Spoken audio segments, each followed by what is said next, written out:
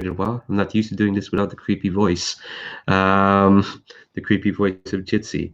Oh, we are live. Here we go. See, I'm not used to it. There wasn't a creepy voice telling me we should be live, telling me to start going. Oh, hello to anyone who's watching this on the internet. You're watching a game that was arranged through the Gauntlet, which is a community on the internet that gets together and plays tabletop role-playing games online. You can find them at gauntlet-rpg.com, where you'll find all sorts of cool stuff. You find blogs, forums. You'll find the monthly zine called Codex, which contains supplements to existing games and original games in itself. In fact, one of those original games just concluded a very, very, very successful Kickstarter, I think in the past week, which is fantastic. And also there's also an extensive podcast network. I do believe there was a recent episode of the Gauntlet podcast that came out in the last week and a half or so as well. There'll be a link down below for all that to check out. But also a very important part of the Gauntlet is the Hangouts calendar, to which this game is arranged. This is the start of a 12 session, well, 13 because some of the months have five Mondays in them. 12 to 13 quarterly of Blades in the Dark by John Harper. I'd say Forge in the Dark, but it is the apocalypse world to Forge in the Dark, part of the apocalypse. It's kind of the progenitor of this system. Specifically, it is a game about rogues, thieves, scoundrels trying to make a buck in an industrial fantasy city. But we're going to do a different spin on that. Instead, we are using Sean Nittner's playset. You might know Sean Nittner as like a very prolific man, a very, very good and gracious man who does a lot of cool stuff around the internet. But he created a playset for Blades in the Dark called Vigilantes, and that's what we're using. Basically, we are recasting our gang of scoundrels into those who are the good guys, basically. Because in Duskwall, you can easily go into a spiral of, might makes right, dog eat dog. We're all climbing all over each other just to get a little bit of the sun. I don't know why I referenced The Dark Knight Rises over there. That's a very random film to reference. But in Vigilantes, we're playing people who are looking out for the downtrodden. Doskvol is a sewer of crime and corruption, as the place it says. There's not much hope in systems, because the systems have kind of been built to oppress those who are less lucky. And so we have people like yourselves who are looking out for those who can't. But before we find out all these characters, let's actually introduce ourselves, players, to anyone who might be watching this, and to ourselves. I know some of our have played with each other, all quite good friends, but it's always good to lay it out, who's here, who's playing. And yeah, so I'd like to introduce yourselves and your pronouns, and shout out a cool thing that either you're involved with or people should know about on the internet. And I guess I'll go first since I've been talking. Hello, my name's Leandro. I use he, him pronouns. And yeah, I'd like to shout out a lot of cool things. One thing I do want to shout out that's going on at the moment is a charity live stream that I got involved in over the weekend. It's for a group called Roll Plus Bond. They're running a live stream raising money for RAICES, or the Refugee and Immigrant Center for Education and Legal Services. I think they're they are dollars, and Saturday we're up because we have far too many people in too many time zones in 2 hours. That those folks, they've been doing a great job. Just keep it up. I'm gonna go by the order how I see my screen here. So up next, I'd like to call upon Sabine.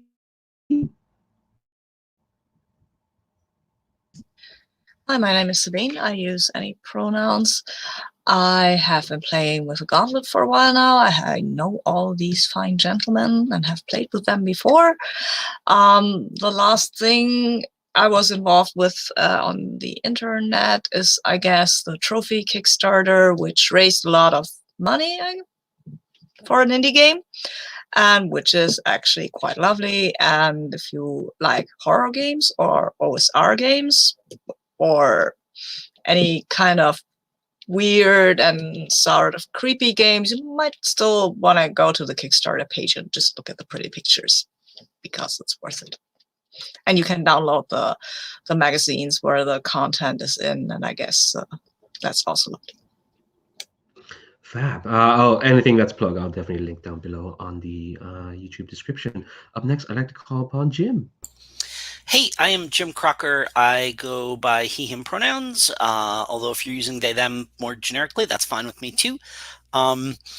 Folks that know me from outside the gauntlet, where I run and play a whole lot of games, including with the folks here, and a bunch with Leandro on either side of the screen. In many cases, may know me because I've been a retailer of role-playing games for many, many years. I used to own a couple of game stores, and now I make my living by going around from convention to convention, selling small press and indie role-playing games, written by my friends and colleagues. I'm basically the kind of traveling RPG salesman, which I never thought I would be able to say, and is kind of cool. If you want to find out more about what I'm doing, games I'm running, games I'm playing in, and my convention schedule, I'm on Twitter at Jim Likes Games, which I was amazed was actually available for me to take as a Twitter handle. So that's kind of cool. And my website is jimlikesgames.com, where you can find out more about what's going on there. And I just want to say how thrilled I am that we are getting a chance to play Blades in the Dark, and I don't have to be like a drug dealer or, a mugger or something like that. Which is not to say when things aren't going to be complicated and we're not going to have to make very difficult choices and deal with corruption and stuff like that. But not being pushed into a corner, I'm forced to be a criminal, is a thing that I find very appealing. When I saw, Leandro, that you were offering this, I was super, super pleased. So I'm really looking forward to it. Thanks very much, Jim. I do want to shout out, speaking of stuff you've run, you're concluding your epic Night Witches campaign this week, which, for those who don't know, Jim has been running for what seems like the length of a good year or so. 10 months since May of last year. We went through the entire war. Yeah. Yeah. And so tomorrow night we're doing so we had our last mission last week, and tomorrow night we're doing kind of like a recap, just like kind of basically like a whole session long debrief and postscript that I have framed as the Night Witches History Channel special. So everybody can come on and talk about like how their character lived out their life after the war, and everybody who played in the game for even a single session is invited to that tomorrow night. And that should be a lot of fun. I'm really looking forward to it. It's going to be so fab. I'll say right now, I don't know if you noticed, I'm a bit bummed I couldn't come, but I'm sending a letter. There we go. Because my character, spoilers, my character died. So thought, why not be wistful and sad and just send a letter to make do with my circumstances. Anyway, moving on. I'm going clockwise from my screen. Next, I'd like to call upon David.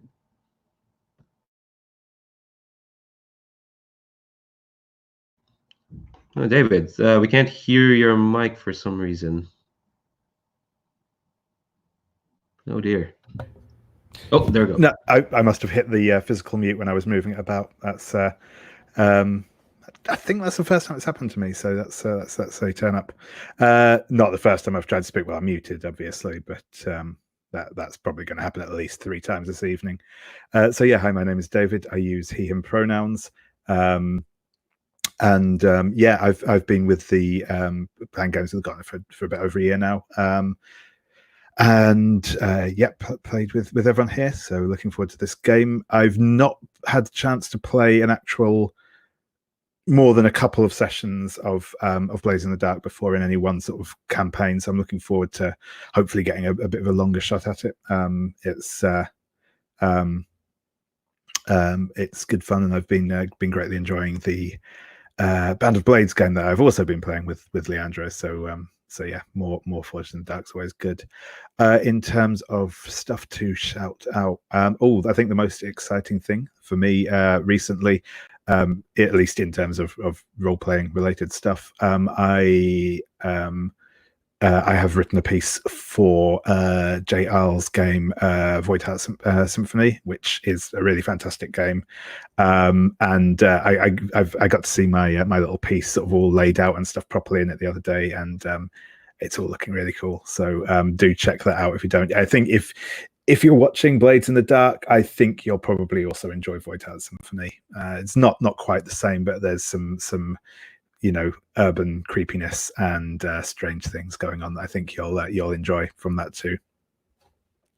Void Art Symphony is great. They basically, like, do you want to play Persona 5 as a PBTA game, make friends, help beat the corrupt in a metaphysical plane, gain power through bonds of friendship?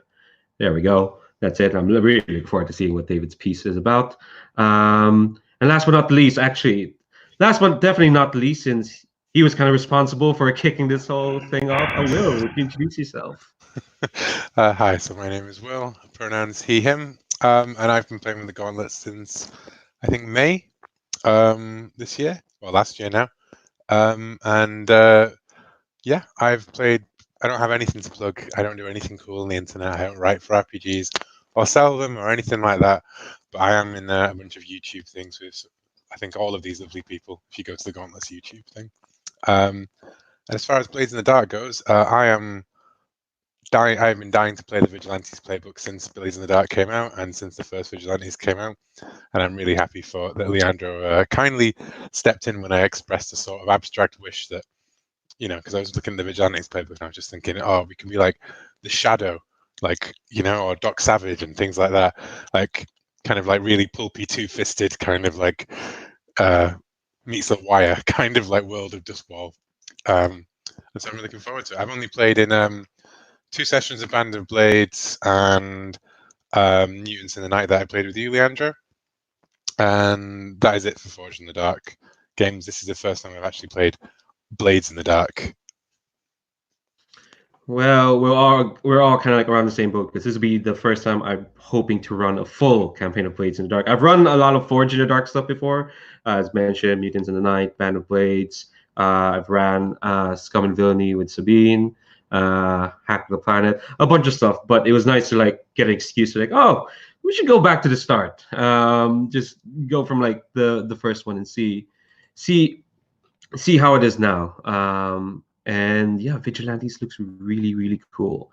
Before we launch into like character creation and whatnot, I do want to talk about the safety tools that we are using. I'll remind folks that in the Roll20 there is a handout for lines and veils that should be editable for everyone. Basically, lines are things that won't be crossed, it just won't show up in the fiction at all. It's no go. Veils are things that can happen in fiction, but like we're not gonna concentrate on them. Like they can happen off screen, or they just get a sentence or two, or we fast forward over the veil. That can still happen, but we're not going to concentrate on it. We're also using the X card for this series as a whole. Basically, if we do roll into a scene where folks feel uncomfortable for any reason, and any reason is perfectly fine. In fact, you don't even have to explain what the reason is. Like, and it could be anything. It could be like even just something as small like a name, or even just like the tone of the scene, or even just like the entire premise of a scene itself. You can say you want to X card that either on the Roll20 or on our video chat here, or on the video if you want to make the X symbol here. I know the StreamYard screens are a bit small, so I'll be trying to keep watch over that. I might ask some questions on what's being X carded, but no one gets to question if the card is played. If it's played, it's fine. We'll respect that. We'll roll back and try something else. And finally, we do have an open door policy for this table. Basically, if folks need to step away from the table for any reason, and any reason is perfectly fine, whether there's an emergency you need to take care of, you're more tired than you thought, and you need to like step away, or I don't know, you drank more than half your coffee before we even started playing the game, and you really need to go, we'll pause the game. And also, that could be at any moment in the game. Like there could be something like tense. I don't know. You're going all West Side Story with another gang. You're flicking switchblades at each other, or probably something spookier in Duskwall, or something more two-fisted, and someone really, really needs to go, we will absolutely pause the scene. Oh man, musical Fortunate Dark, that would be something. But yeah, we'll pause. We'll absolutely pause what's happening and let yourselves get comfortable. No, so being players will not have to sing. But I will not stop you if you did. We will absolutely park ourselves for, I don't know, for an entire 5 minutes to see your musical number. Anyway, sadly, that's not this game. So yeah, Blades in the Dark, Vigilantes. So normally when we start off a Blades in Dark campaign, we kind of start with picking a crew type, but we already did. We absolutely already did. We are using the Vigilantes play sheet. I'll just kind of like read out from the PDF, kind of like the deal list, so that again everyone's in like the same frame of mind. Quotation from Argus Fern, who is a vigilante himself. Doskvol is a sewer of crime and corruption filled with thugs of one stripe or another. The Bluecoats, an empty promise. Servants of the rich and the powerful, oblivious and unconcerned with the plight of the people. There is no one to protect the downtrodden and the low. No one but me. Of course, that me will include all of y'all. All right. So before we do go into like character stuff, I do want to ask, what are like folks' expectations or like touchstones? What do they want to see for this series as a whole? And I'm going to be writing them down in the document and put in the Roll20 at some point. But like, just so we can get a general sense of what people want. And I'll go with the same order I've introduced folks. So I'll start with Sabine. What are you expecting from not just today, but like for the entire series? Well, I thought about it a bit before I heard what Will's ideas were, which also sounds lovely. I thought about leverage mostly because they're protecting the downtrodden and the meek in a, well, kind of industrial setting, more modern, obviously, but yeah, kind of like leverage, maybe a bit more hands-on. Maybe a bit like the mixture of leverage and the A-team. That's kind of, I mean, okay. maybe not quite that over the top, but maybe, yeah. Well, I mean, A-team is always good. Yeah, I've not seen leverage either. I will check that out. It is one of the touchstones in the sheet, for sure. Like for TV, they've got stuff like The Wire, Leverage, and Jessica Jones. Graphic novels got stuff like Watchmen. Oh man, Will is well prepared. We got the sheet right there. Yeah, all I have is just the book, which benefits of a workplace printer. Nice. I was about to launch a diatribe about my printer, but we have bigger fish to fry. All right, I'll note that down. Jim, what about yourself? What are your expectations? When I heard that you were running this, like immediately what pops into my brain is the Ed Brubaker and Greg Rucka comic book series, Gotham Central. If you are familiar with that, that is about the cops, like the regular, normal cops of Gotham City, dealing with the fact that they're in this like corrupt city that basically has like, you know, D&D characters fighting wizards in it while they are trying to just do their goddamn jobs. You know, like they'll show up at a crime scene and somebody is frozen in a block of ice. And what the hell are they supposed to do? You know? And like, I imagine this being very much like that. Like, that's what I have in my head for this. You know, you know, like, we're not going to be like busting into the whatever, like the Dimmer sisters mansion and arresting them. Like I don't expect like not for a while anyway, but there's just so much weird crap going on, and we're just trying to do our jobs and, you know, and not just keep people safe, but make sure that, you know, people that are doing bad things get, you know, brought to justice and all that kind of stuff. But the idea that like there is just stuff going on that is so above our pay grade while we are trying to navigate the fallout, the aftermath of it, you know. And another big part of that is not just we're keeping people safe, but explicitly we're keeping each other safe. That the bond between us, you know, like I'm not super into like whatever, you know, thin blue line, you know, like everybody is against us, but you know, like this is analogous to a war situation where, you know, our main responsibility is to keep each other safe so that we can then do that larger job. And I'm looking forward to seeing how some of those tensions come into play. Can I get into this right now? Because it seems like you described that we're some sort of law enforcement force. And I read that as vigilantes, like we're outside of the law enforcement establishment. I mean, we could be both, but I just wanted to clarify. There are 3 origins to choose from for the vigilantes, and one of them is bluecoats, inspectors, spirit wardens, and other officials who strike out on their own for justice. So we can be both. You know, we can be like the cops who take the like. If you saw Watchmen, the TV show, like it shows you who and Hooded Justice. You know, like cops who find that they can't fight crime due to the corruption of their force, so go in two fists. So I agree with you, Sabine. I was thinking, but we are vigilantes. Like we're not the cops of GCPD. Yeah, and I'm cool, you know, and I'm totally fine if that ends up being if we're more like, you know, like the whatever, like the what am I thinking of? You know, like if it's more like we're like Netflix Marvel heroes, like I'm fine on that too. That's totally cool. I'm on board with that. But when I saw that, what I like, and you know what? Part of this is influenced by listening to the campaign that Judd Carlman has been running with like Strash and them, where that's like very explicitly like blue coat investigations kind of thing. And I think I have that on my brain as well. So that can but like I'm absolutely totally cool with that going either way. Yeah, I like the picture you had of like there is a lot of definitely big stuff happening above. We'll start with tier 0 either way. And there is like a lot, just, you know, you're out there trying to protect the small fish, basically, from the big eaters in the pond. I think that's kind of like the vibe. You said you wanted to go for a Jim, so I'll definitely note that down. David, what about yourself? What are you looking forward to?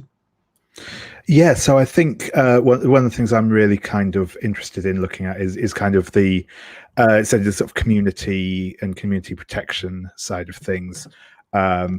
Again, to use the sort of touchstones, I'm thinking very much like oh god, I always forget the name. Luke Cage, certainly the Netflix series, which is the only version of Luke Cage I'm familiar with. I'm not a huge comics person, but yeah, that's sort of like being part of a community and you know, all that sort of thing. I think one of the so I think kind of maybe and sort of to go to sort of the leverage idea as well. Maybe I like the idea of focusing more on like protecting the community, preventing crime, and like restitution, I guess, more so than the vengeance route, because I think that side of vigilantism can get a bit too. So, I mean, if you look at vigilantism as it happens in the real world, it tends to inordinately target disadvantaged people.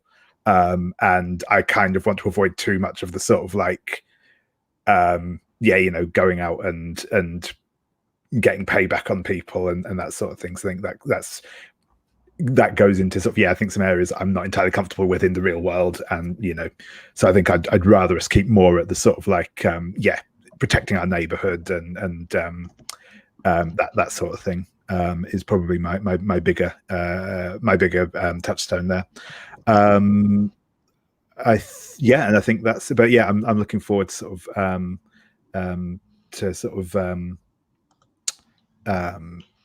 seeing what we all come up with, and you know, it's a fun little city to run around in. So yeah, I'm looking forward to seeing what we come up with. Hell yeah! All right, I'll note that down. And Will, I mean, You must have a lot of expectations, but like, feel free to unspool the ones you're thinking of. I would like Duskwall's a weird place, right? But I would like those kind of, you know, the crime baron is plotting to burn down the slums of Crow's Foot, and only the bluecoats have been paid to turn the other way, and we're the only guys who can stop them. Or Lord Skurlock's going to unleash the spirit ghosts across the sewers of the city, and you know the spirit wardens have distracted by somewhere else. Who's going to save the town? Like I want to play like, you know, like full on like kind of superheroic. Like we're not going to be as powerful as superheroes, right? But we are like I want to be masked pulp Avengers in the shadows of Duskwall, standing between the common people and you know the corruption and the grit and the thing that the system that just keeps them down there, and we're like you know these larger than life characters that are yeah, I want it to be like the Watchmen sort of thing, the Minutemen in the Watchmen, like you know absolutely like four color figures, but just surrounded by all this kind of like murk and crime and things. And you know, when we do like the vigilante, like you know, not really taking vengeance, but more like kind of stopping bad things from happening by these like mustache twirling villains and things. You know, like if we deal with like the sort of common gangs, I would love for it to be like, but the common gangs are all working for the mastermind behind the scenes, kind of stuff. You know, like yeah, and I would like to play up the sort of I would really like my dream would be if we all have like superhero personas kind of thing, because I can just imagine the I can't remember what they're called, but like the ink wells or whatever they are, like you know the newspapers of Duskwall, like you know the ink rakes. Yeah, you know, like I'm just every time I think about this, I'm just imagining like the headlines of the page the next day after we save the town, or you know who is that masked man kind of thing. Honestly, like when I was looking through the creations, like, oh, I have to pick factions that like you or dislike you. My first thought was like, oh, there are journalists in Duskwall. Interesting. I can salvage some of my degree anyway to this. Anyway, the subtext of everything I run is that all attempts to salvage my journalism degree. I'll just say that out loud. All right, so I think that's all. Are folks fine with all those like touchstones or like ideas? It feels like we've got a good mix for sure. But I definitely not. I don't think anyone's canceling anyone out for sure. I think it's definitely like a good pool to like take from. Okay. As mentioned, you know, we take a sheet and a crew sheet, and then go into characters. But as Will mentioned, quite some different things. Like normally in normal blades, you just pick where the cult, where the assassins, where the bravos. In vigilantes, there are 3 different origins to choose from, and they kind of determine your starting upgrades and kind of like where you come from. So I thought like we should pick those before y'all get like thinking about characters. So the 3 types of vigilantes are gargoyles. They are wards of their homes. They are specifically about protecting their family, friends, and neighborhood. Like family that suffers at the hands of criminals, your sect, your friends, your whole neighborhood, no matter, you've stepped in to defend them. And well, that means harden what you protect against all who would take it from you. They're like stewards of the home. You make your scores by organizing people to protect each other, etc., etc. Most often by taking out those who would threaten them. The second one are wolves. They're scoundrels who seek vengeance or retribution on other criminals. So I've been too much since we did have someone who said like, we presume vigilantes have made a profession out of knocking over other criminals, kind of like their thing. Safe houses, brothels with full tills, drug dens. They may be prepared for blue coats, you know, angry ghosts or demonic possessions, but they aren't prepared for you. You're not in it for the money. That's what kind of makes things different for wolves and other gangs. And the last type are shields. They're bluecoats, inspectors, spirit wardens, and other officials who strike out on their own for justice. You know, you've seen the corruption within your own ranks and the futility of trying to work within that system. You've set out to deliver justice where the law is too enfeebled to act, or worse, if the law is complicit in the crime. So those are kind of like our three main different Vigilantes origins. And again, kind of like where you start, and you're starting upgrades as well. So what's speaking out to folks? So I think that we're probably all between gargoyles and shields, right? Like based upon what we said. And I like, so gargoyles is kind of what I imagine, like, Daredevil, like the Hell's Kitchen sort of style guardians of your block kind of thing, which I quite like. But I think personally I would love the shields one.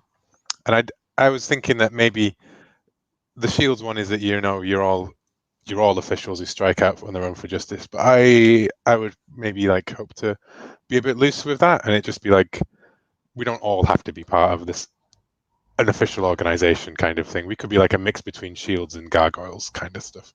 Like, but the reason that we formed is because of this lack of justice, That's my vote anyway, so I will shut up and let the rest of you articulate your stuff now. Yeah, I'm more interested in the gargoyles than anything else. Again, I think the wolves, it doesn't really feel like it would be any different to a normal Blades game, because you tend to just end up knocking over other gangs anyway in Blades, so it feels like it'd be fairly similar. I could do shells. I said gargoyles is definitely, I'm more interested in that sort of community side of things, and that sort of thing. But yeah. Sorry, I muted there. What about Jim? Oh, go ahead, Sabine. So you unmute there. Yeah, I mean, gargoyles with shields seem kind of interesting. Sorry, this isn't very helpful. I like both. Both the idea of the disillusioned officials, but also the idea of these people trying to build a community. But I guess if we go with gargoyles, we can still put some concepts of the shields in there, right? Because just because we're gargoyles, that doesn't mean that some of us couldn't be spirit wardens or blue coats. Blue coats is the word for police people, right? Yeah. Yes. The local law enforcement. Yeah.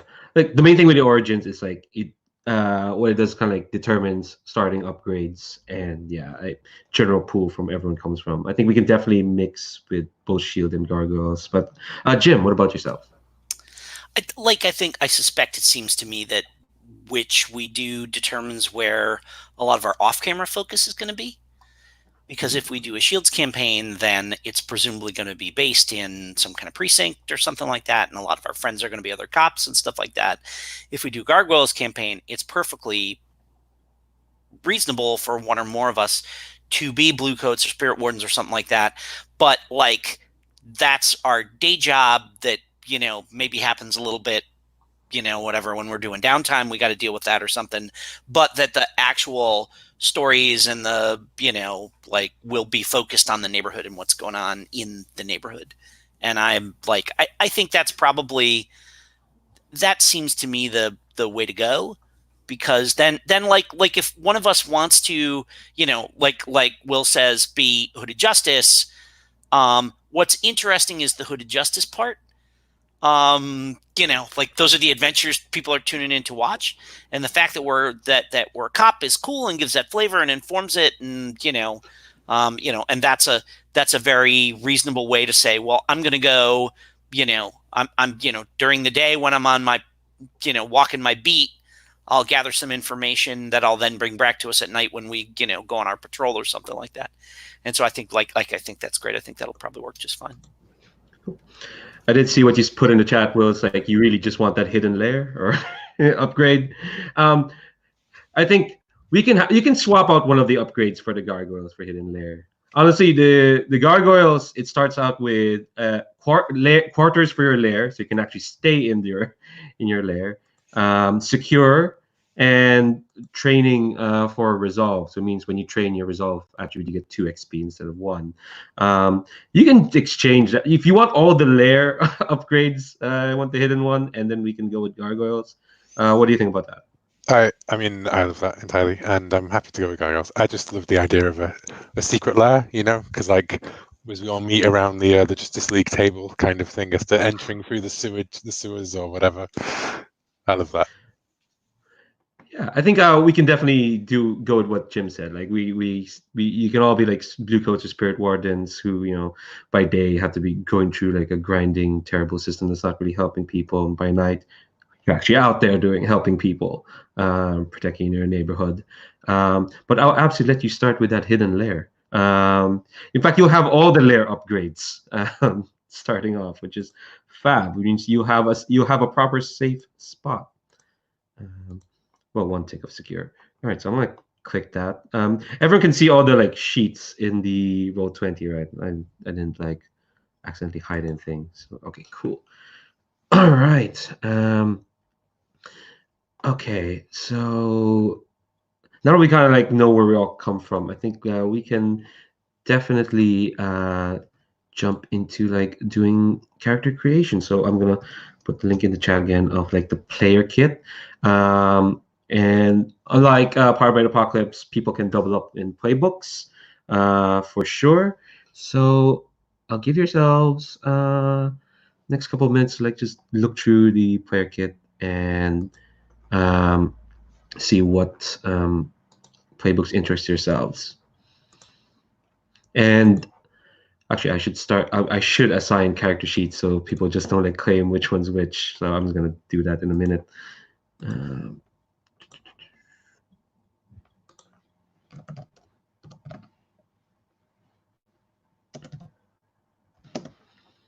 Okay, so this one's me.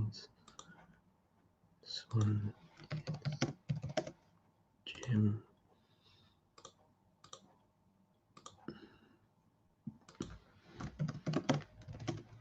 David.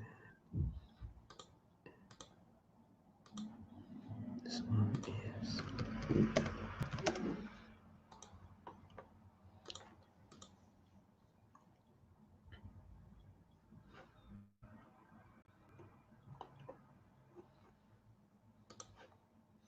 all right. I've looked through that while I frantically page through this Blades in the Dark book, refamiliarize myself with some factions.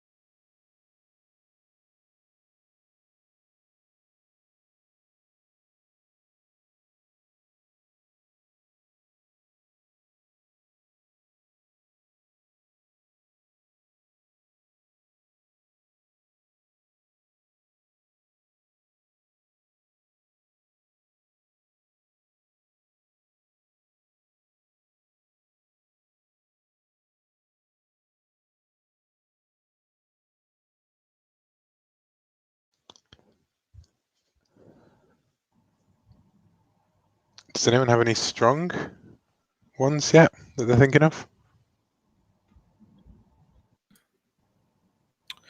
I have a couple of different ideas for a couple of the different playbooks, but so ones I have thought, ones I have kind of vague ideas for is Whisper, Cutter, or Spider. Spider.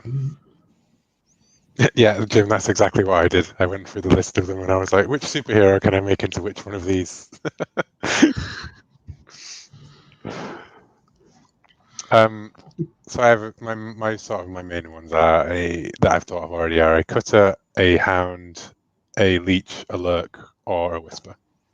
And I have superhero names for each of them and a little gimmick to go with it as well. So I'm happy to take anyone. If we need to just make a decision, I'll just go with from the top of my list and just go with Cutter. But you know, I'm easy basically.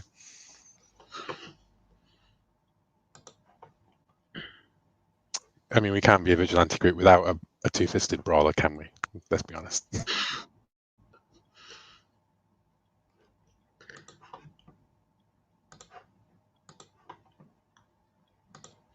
Yeah, well, I can't always be the brawler, so I might go.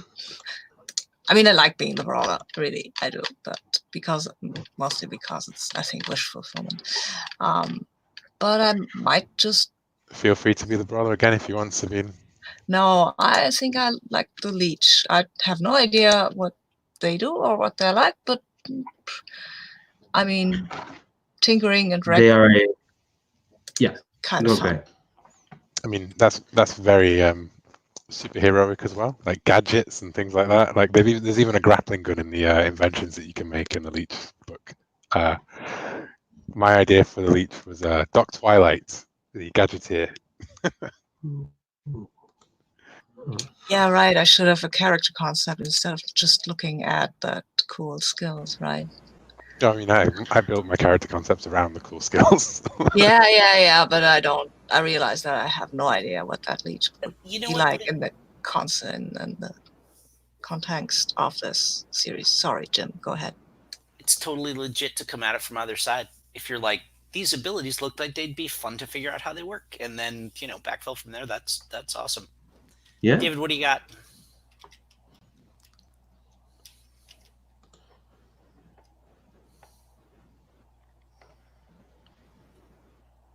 David? Yeah, I'm thinking either Whisper or Spider, probably. What's your thought for Spider? Because that was one that I looked at and was like, how do you do that as a vigilante? So, well, my thought was to the thought I had for playing the Spider was essentially like Miriam Margolyes running a boarding house and being like kind of the town gossip, that sort of thing. All right, so I will be Catwoman. The Lurk. And play a Lurk, yeah. Nice. Hell yeah. My Lurk's name was Duskshade. But as it stands, I will go with my Cutter, who is Redcoat, who wears a red paint spattered blue coat uniform that looks like it's covered in blood, and an old model full face blue coat helmet that was phased out years ago over his face. Ha! Wearing a beak nose Space Marine helmet. That's yeah, fantastic. yeah, exactly, yeah.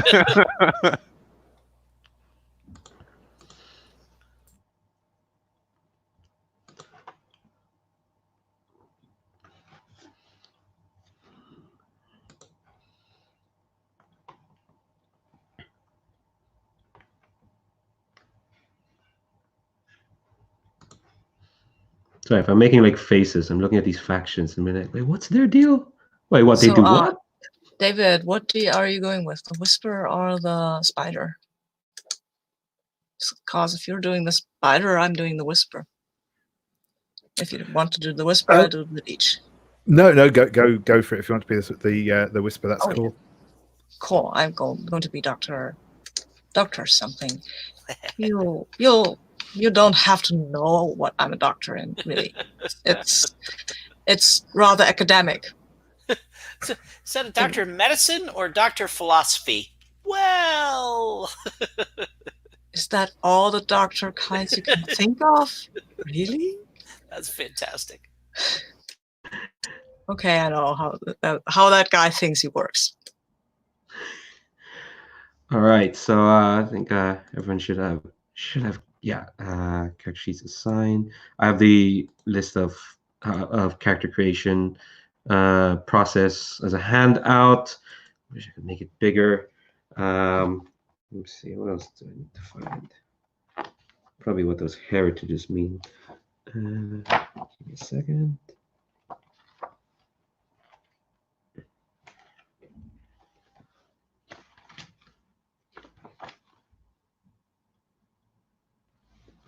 Okay, maybe I should add to this that I'm going in a bit blind here because I have no idea how the whole magic thing works, but I'm pretty sure I can learn this. Yeah. So magic in Duskwall is kind of like you're surrounded by the ghost field, and you can communicate. Like the attune skill that basically lets you do, whatever way of marshalling the ghosts or rejecting them or whatever, right? And the whispers are sort of the the mystic men, the mystics, and the sort of G-Jaws and hoodoos and so forth that the common folk can access. Oh, okay. Yeah, I remember when we played Scum and Villainy, Gerwin's character was the mystic. Yeah. It's kind of like that equivalent, but instead of the way force, instead of that, imagine ghosts. Yeah, okay. I know about the ghosts at least. So, okay. I will talk to these ghosts academically, of course. There is a science to this. Oh yeah, and in case you didn't know, Duskwall is literally called Duskwall because there is a big wall that protects us from all of the ghosts, the hungry ghosts that are outside of the city. Yeah, and that's why you shouldn't go around killing people, because then you have their ghosts running after you and annoying you. Yeah, unless the spirit wardens come to like purify the body. That's the kind of that's why they're important. But if they don't, then the ghosts are out and about. So I guess the Whisperer could be kind of a spirit warden, right? By day, as a Oh yeah, absolutely. job. I think he kind of thinks it's beneath him, really, being a spirit warden, because he's a doctor. Well, he would be a doctor if he had gone to the university, at least. Spirit wardens in the book are actually like legitimately secret identity people as well. Like no one knows who the spirit wardens are. They wear a mask at all times when they're about their business. So that's good. So I don't have to. People don't have to. I fail to know the word. Think that the spirit warden and my doctor is the same person, because of course the doctor is far too fine to go out spirit wardening or something. he's a man of science, not superstition. Well, no, superstition and science are not opposites. They're two sides of the same coin, my friend. Oh yes, Doctor. And I walk the tight rim of this coin. You just wrote the blurb for your comic. Science and superstition are two sides of the same coin, and the spirit doctor walks the line between. I have no idea if that's even possible, but it sounds like this guy's probably bullshitting himself a lot. You would not be a mass vigilante if you weren't bullshitting yourself to some extent. As the downward spiral arc of every superhero shows. I mean, he has to have some potential for growth, right? Yeah. I don't know what happened with your sheet, Will, but for some reason the color special abilities are in twice. I'm gonna figure out how that happened. Okay. That's weird. Oh, Like, yeah, it just repeats. So it's just a bit distracting. Like, does it actually break the sheet? But like, it's random. I'll look into see what's happening during break or in between sessions. Like for now, it's fine. You can still pick an ability. But yeah, if folks have like questions about what heritages mean or background or advice and whatnot, yeah, feel free to shout those out.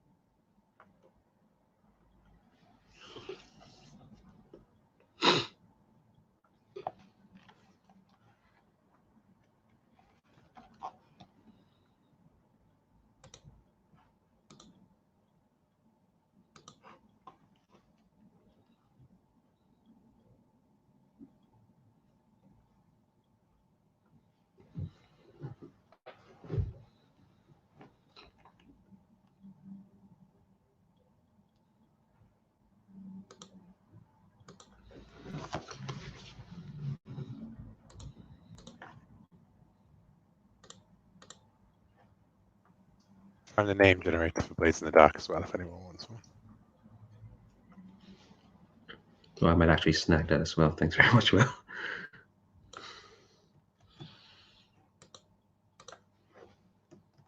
Ooh, Solomon Reigns. Now that is a superhero name, if ever I heard one. Solomon Reigns. What day of the week was he born in? Oh, obviously on a Monday. On a Well, Sunday. no. Let's see. What are the days of the week in Duskwall? No, I have to. Oh, consult. yeah. No one is gonna use those those names. It's fine. Born on a. Oh wait, no, those are months. Oh no, those are hours. Those aren't days. There's apparently the Silk Hour. I don't know what that means. I should look that up. Hour of Chains.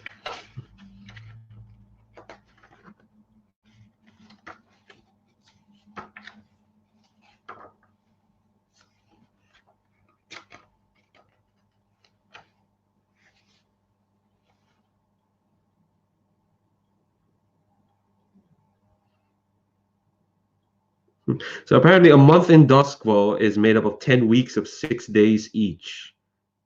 Huh. I mean, Yeah, when the sky has shattered into pieces and the sun no longer rises, who can say when the day starts and ends? that is true.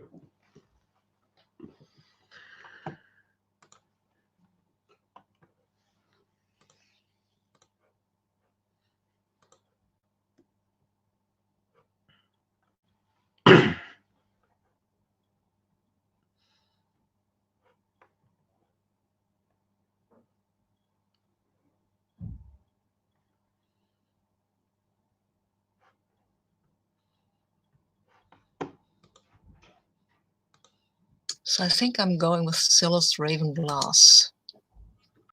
Ooh, I like that. Raven glass. Yes. It's not his family's name.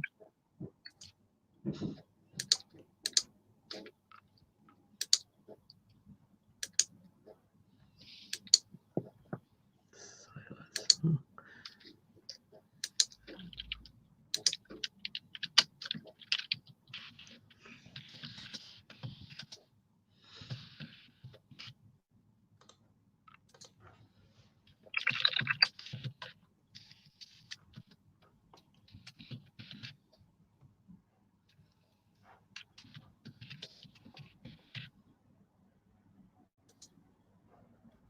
And his alias is the Raven Doctor. And it usually causes confusion. He understands, but he's not a doctor for ravens. It is more metaphysical. Ah. No, Of course, been a it raven can. in years, Squire. They all died back in the blight. Well, not all of them. Hence the Raven Doctor. Yes. Okay. Oh, I love that accent. Well, please do it all the time.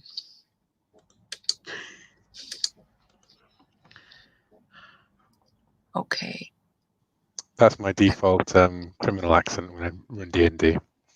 Like, oh, you want to buy some dragon's eggs, do you, pal? All right. Ah, the Oi accent. Yeah.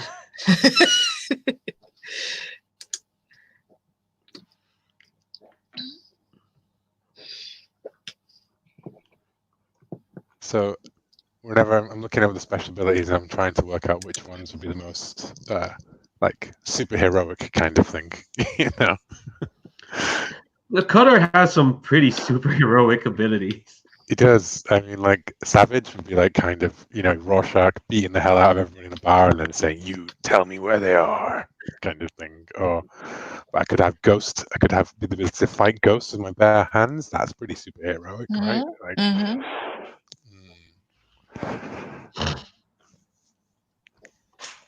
I think maybe I'll go with Battleborn.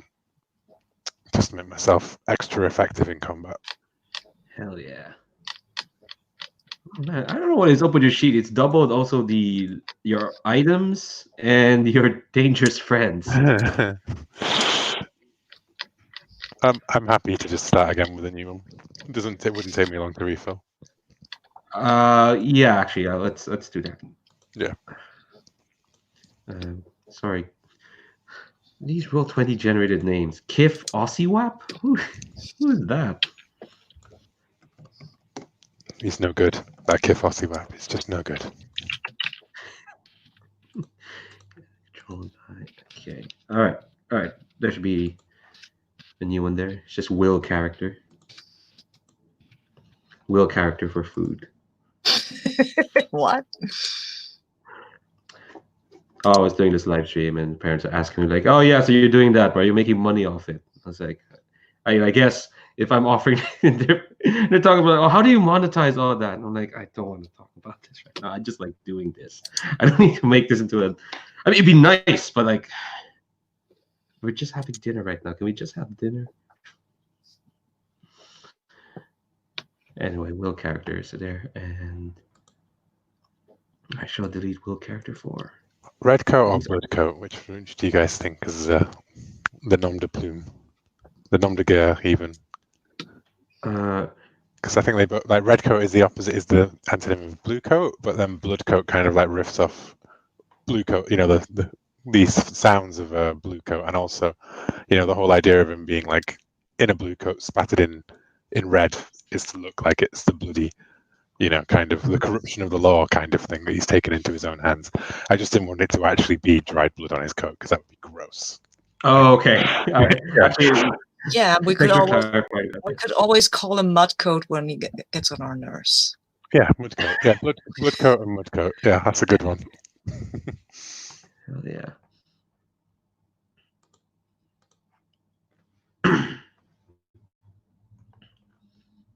Okay.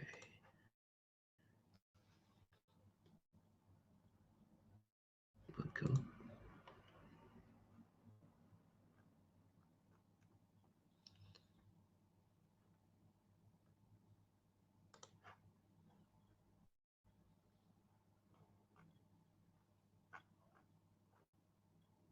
I see, Sabine, in your character sheet, it's happening as well. Things are doubling up. I don't know why. I think I could delete the ones that are double. Let me see. But they haven't, actually, in my Have they character. not? Oh, yeah, they have. Weird. I will ignore them. Okay, I think I can delete the ones that are double. Let me see. I will. I mean, I could have just done that for Will's sheet. Yeah, I probably could have just done that for Will's sheet instead of making a new one. Roll20.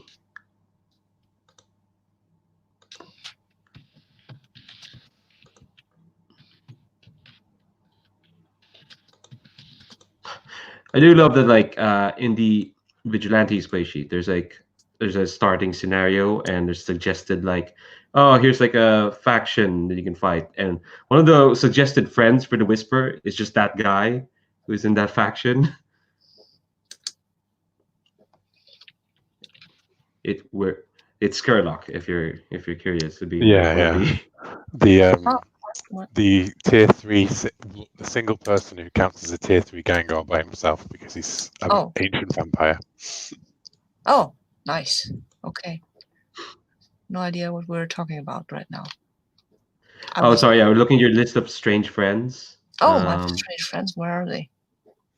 They're under clocks. Ooh, yeah. They're underneath like your action ratings. Yeah. Yeah. Yes, Skurlock there is he is an entire faction in himself. Ooh, nice. He is probably the only character in the default Blades in the Dark that counts as supervillain by himself, like to begin with. Okay, I think I insulted him. Okay, all right. Well, there you go. You now have a super villain. You now have a super villain. Yeah, I mean, I can take him. Intellectually, I can take him. Not physically. That would be arrogant. Which I'm not, You're not. I think. No, not at all. And my friend is Satara, a demon. Because, Fun fact: there is a 2-page game that John Harper made where it's Lord Skurlock has bound the demon Satara, and she is escaping, like Lady Blackbird. So it's unclear at what point in the history of all of his shared setting this takes place, but it's always funny when people put those two together, I think, because without even knowing, that's what they were supposed to be, There is a John Harper extended universe out there. Yeah, I mean, this all of Blades in the Dark is his Dungeon World campaign, isn't it, where they broke the world? Oh yeah.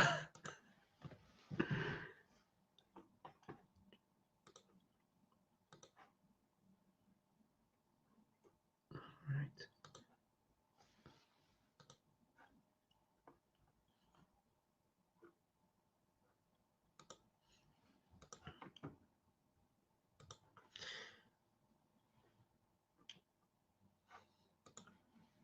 Okay. Looking at the time, and I'll say we give ourselves 2 minutes, and we'll take a break, get away from the table and stretch our legs for a bit, because we've been here for over an hour, for sure. So, but that's in 2 minutes. So it's 2 minutes to do some more stuff, and then we'll take a break for 10 whole minutes. That's okay with folks? Yeah. Are we doing our vices at the same point? Yeah. Because go ahead. all vigilantes gain a second vice of obligation. Ooh, yes. If you've already taken obligation as a vice, you add a second vice purveyor instead. So you would have 2 purveyors for obligation if you decided that obligation was your initial vice kind of thing. Yeah. So yeah, you have 2 types. So yeah, vigilantes just get obligation, second vice. Yeah, I think you can do vice by yourselves as well. We don't have to do it out in the open. I think we'll probably talk about who's purveying which vice, just so we can create a list of NPCs.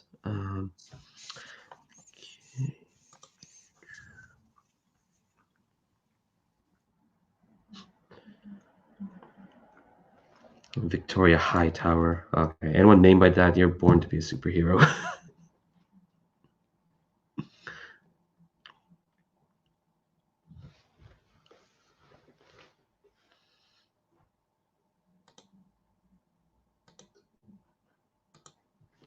The Vigilantes playbook, by the way, has some great suggestions on how to make the normal vices for Blades in the Dark into vigilante vices. So gambling could be being a daredevil and showing off your victories kind of thing. Because obviously the original vices are quite I go to a shisha den and smoke myself silly, which maybe doesn't fit in with the idea of being anyone other than Sherlock Holmes, I guess. Actually, I'll screenshot that. Oh, go ahead, Jim.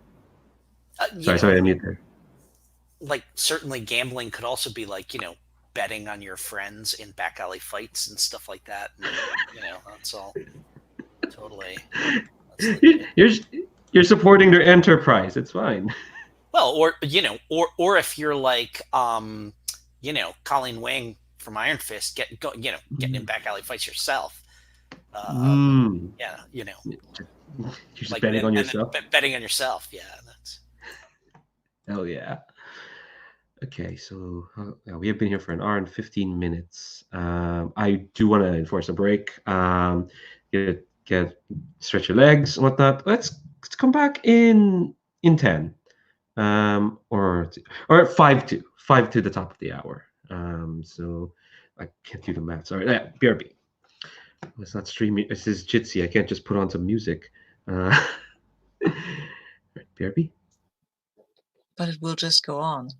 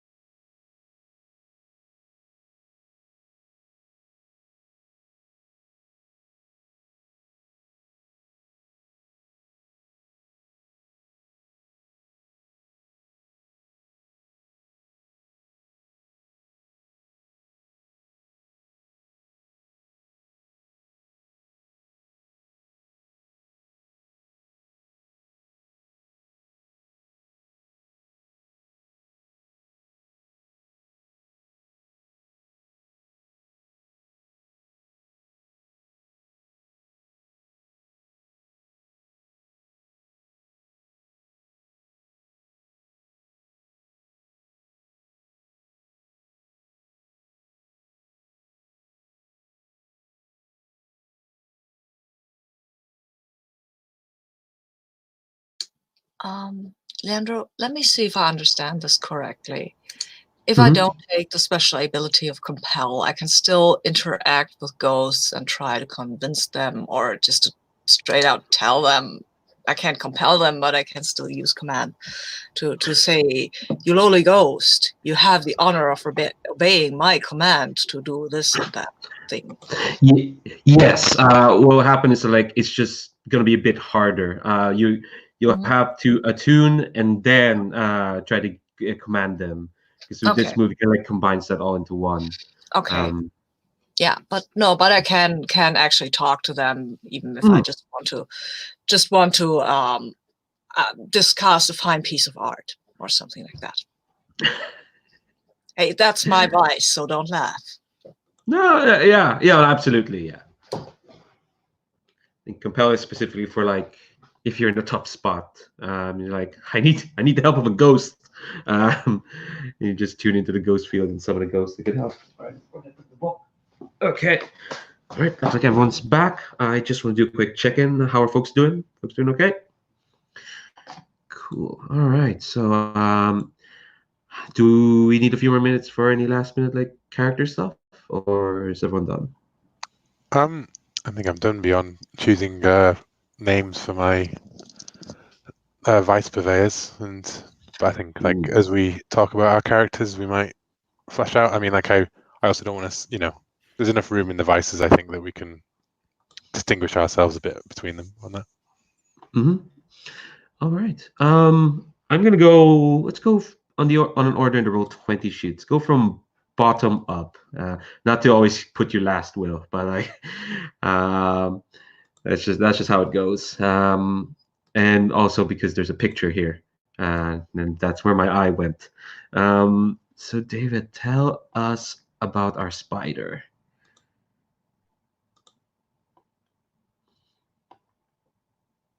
Sorry, my mouse was disobeying. Yes. So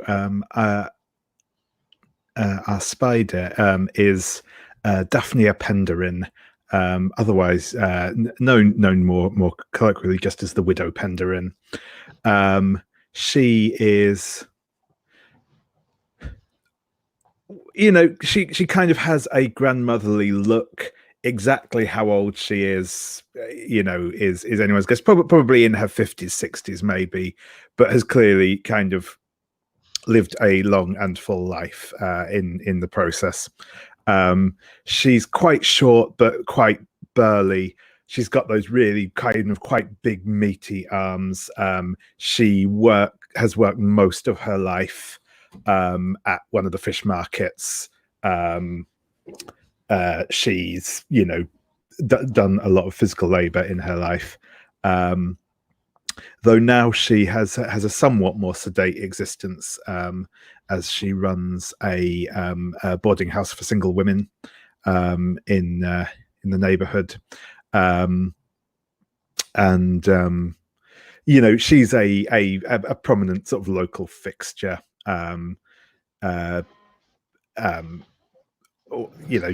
Tends to always be around, always talking someone's ear off.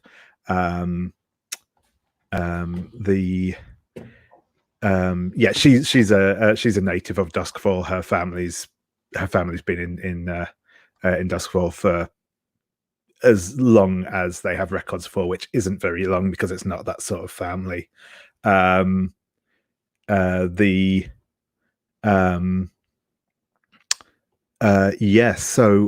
in terms of like the special ability I've taken to start her off with, I've taken Weaving the Web, which gives you an extra dice to consort for gathering information. And if I do so to get information for a score, I also add 1 dice to the engagement roll. We're not in Band of Blades, David. You're not I know. But yeah, so the vices that I've taken for her, I've taken the vice of pleasure as represented.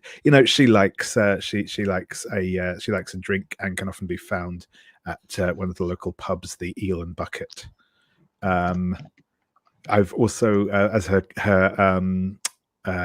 vigilante, obligation. I've taken what she refers to as my girls, which are obviously the girls that live in the boarding house with her, who she is particularly protective towards. She probably has some actual children of her own sort of distributed around the city, but they're all grown up and can take care of themselves now. So distributed makes it sound like there's some sort of economic plan to where you put them.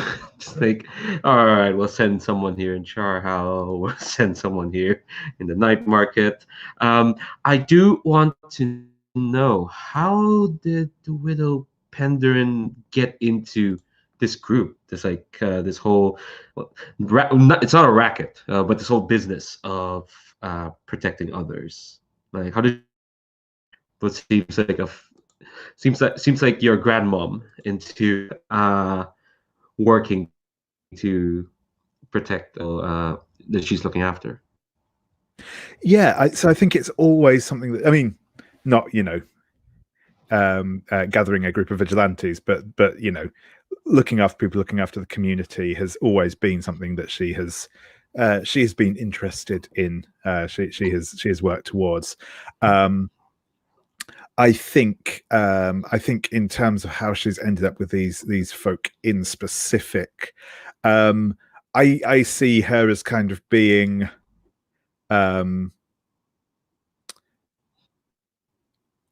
sort of like almost the what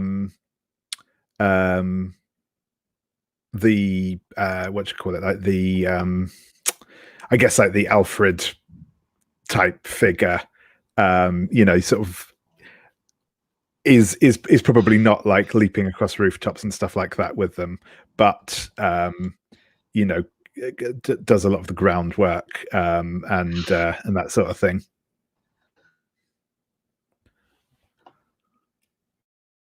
I think we lost Leandro. Did she used to? Oh. No, you were just frozen for a while. Can you hear me? Okay. Yep. Oh, fab. Cool. Yeah, sorry about that. Storm blew into town, as David and Sabine saw on Saturday, and we're still lingering effects of internet nonsense. Yeah. Was she the type? The question: was she used to be running around in rooftops, or was this just like... No, though I think it's fair to say that she can handle herself when push comes to shove. I think I don't think that she's necessarily, like I said, I don't think in the past she's sort of necessarily like gone out looking for trouble as such, but she's certainly able to handle it when it came her way. Does she see her family much, or is it like, or is it just? I think that various children visit fairly frequently, depending on exact circumstances. But yeah. Cool. Again, but bit of the whole kind of nanny og type thing going on. All right, I've never seen like the spider in play, so I'm really curious to see how they work, because like the other abilities is very much like helping the crew. So this is going to be really interesting. Last but not least, tell me about your shrewd friends, these folk that you've picked out in this list. Yes, certainly. So I'll start with the positive reputation, or positive relationship, which is Jenna, a servant. And I think that she is quite simply, she is one of the girls that stays at the boarding house. She is she's a servant in the household of like someone fairly influential. Not like Lord Skurlock or someone, but a kind of a vague notable. Why specifically this girl, so to speak, in your boarding house? Why she the one who kind of like, she's the one you marked off on the list? Yep. I think I think that it's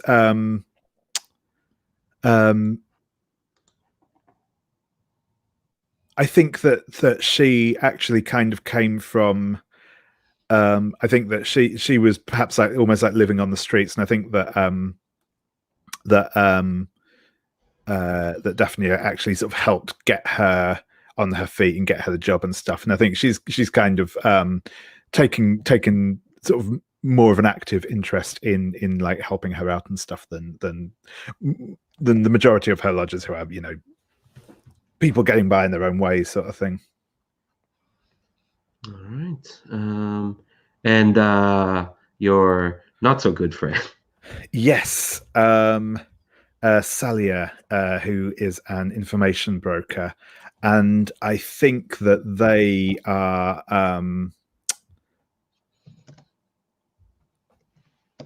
I think that they've had. I think that they've had some words in the past. I think that you know, Daphne doesn't approve of her, doesn't approve of them like selling information on people that can like get them hurt or get them you know, into trouble and stuff. You know, it's a bit of a tense thing because I think there's possibly some I think they maybe have helped each other out on occasion, but you know, in general, yeah, she just doesn't approve of how they do business, and I think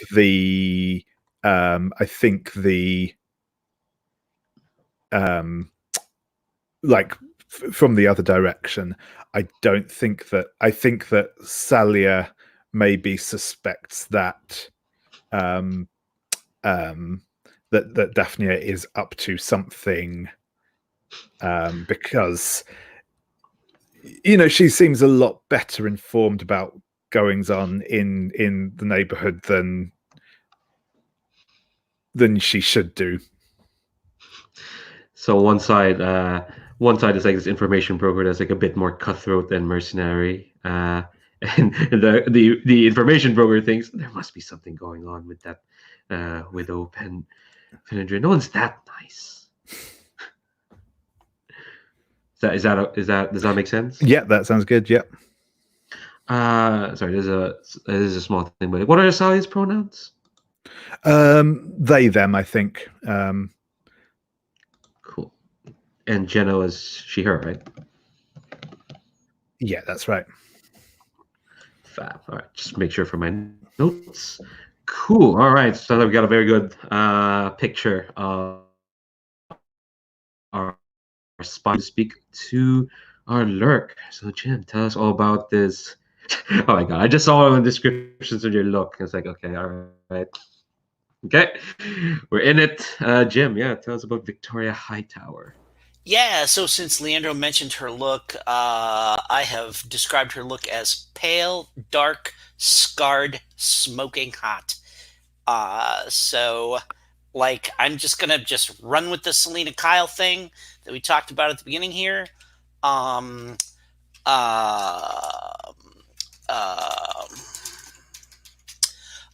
alias is the Midnight Magpie. She likes to like lurk in the night and take your shiny things back to feather her nest with. Victoria Hightower, that is her. That is the name that was given to her by her parents who adopted her. She is originally from Skavlan.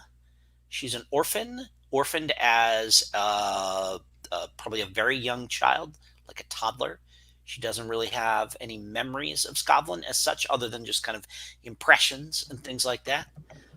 You know, she may have she has occasional nightmares about like ghost horses and stuff like that.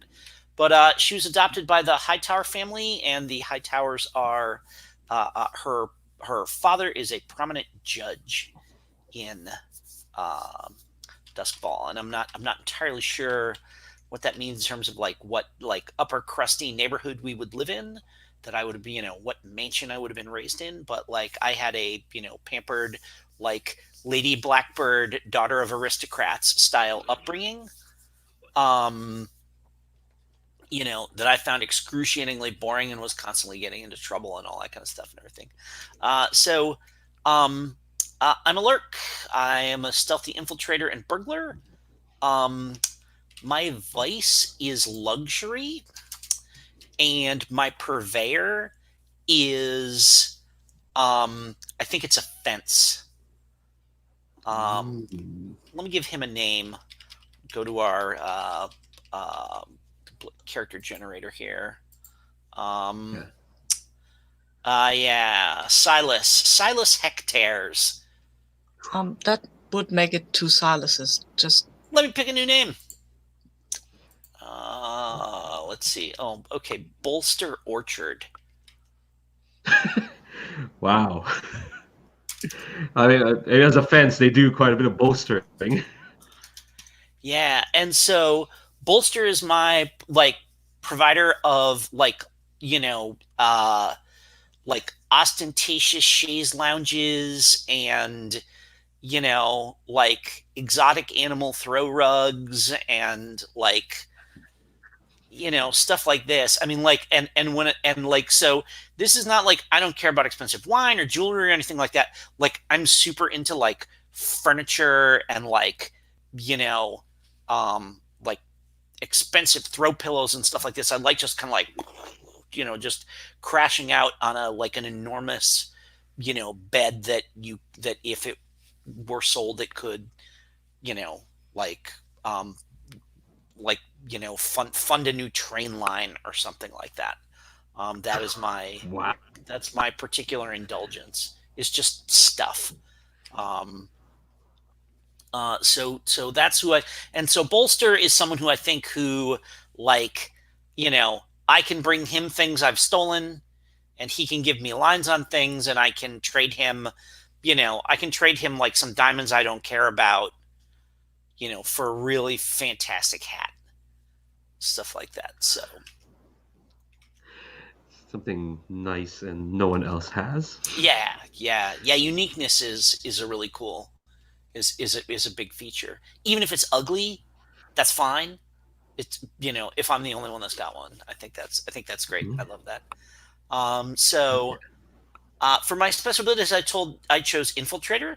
I'm not affected by quality or tier. When I bypass security measures, I can get into and out of just about anywhere because I grew up in a stifling house with a lot of locked doors in a gated community, and chafing at that from a very young age meant I went out trying to find ways to get around that stuff, and I've gotten very, very good at it. Fab. I'll ask the same thing I ask. I mean, do love me a very capable thief, but it seems to me this thief of ours probably has a heart of gold. How did you get involved with these group of vigilantes, or at least looking out for others? I think that my dad is actually like a judge who believes that he is doing good, and he's basically like a liberal prosecutor, right, or something like that. Like he wants to work within the system to try and improve things and help things, and he's constantly coming home and telling me how he's fighting the nobles for all this kind of stuff and everything. But I think that there's expectations for me that I'm going to be part of society and all this kind of stuff and everything.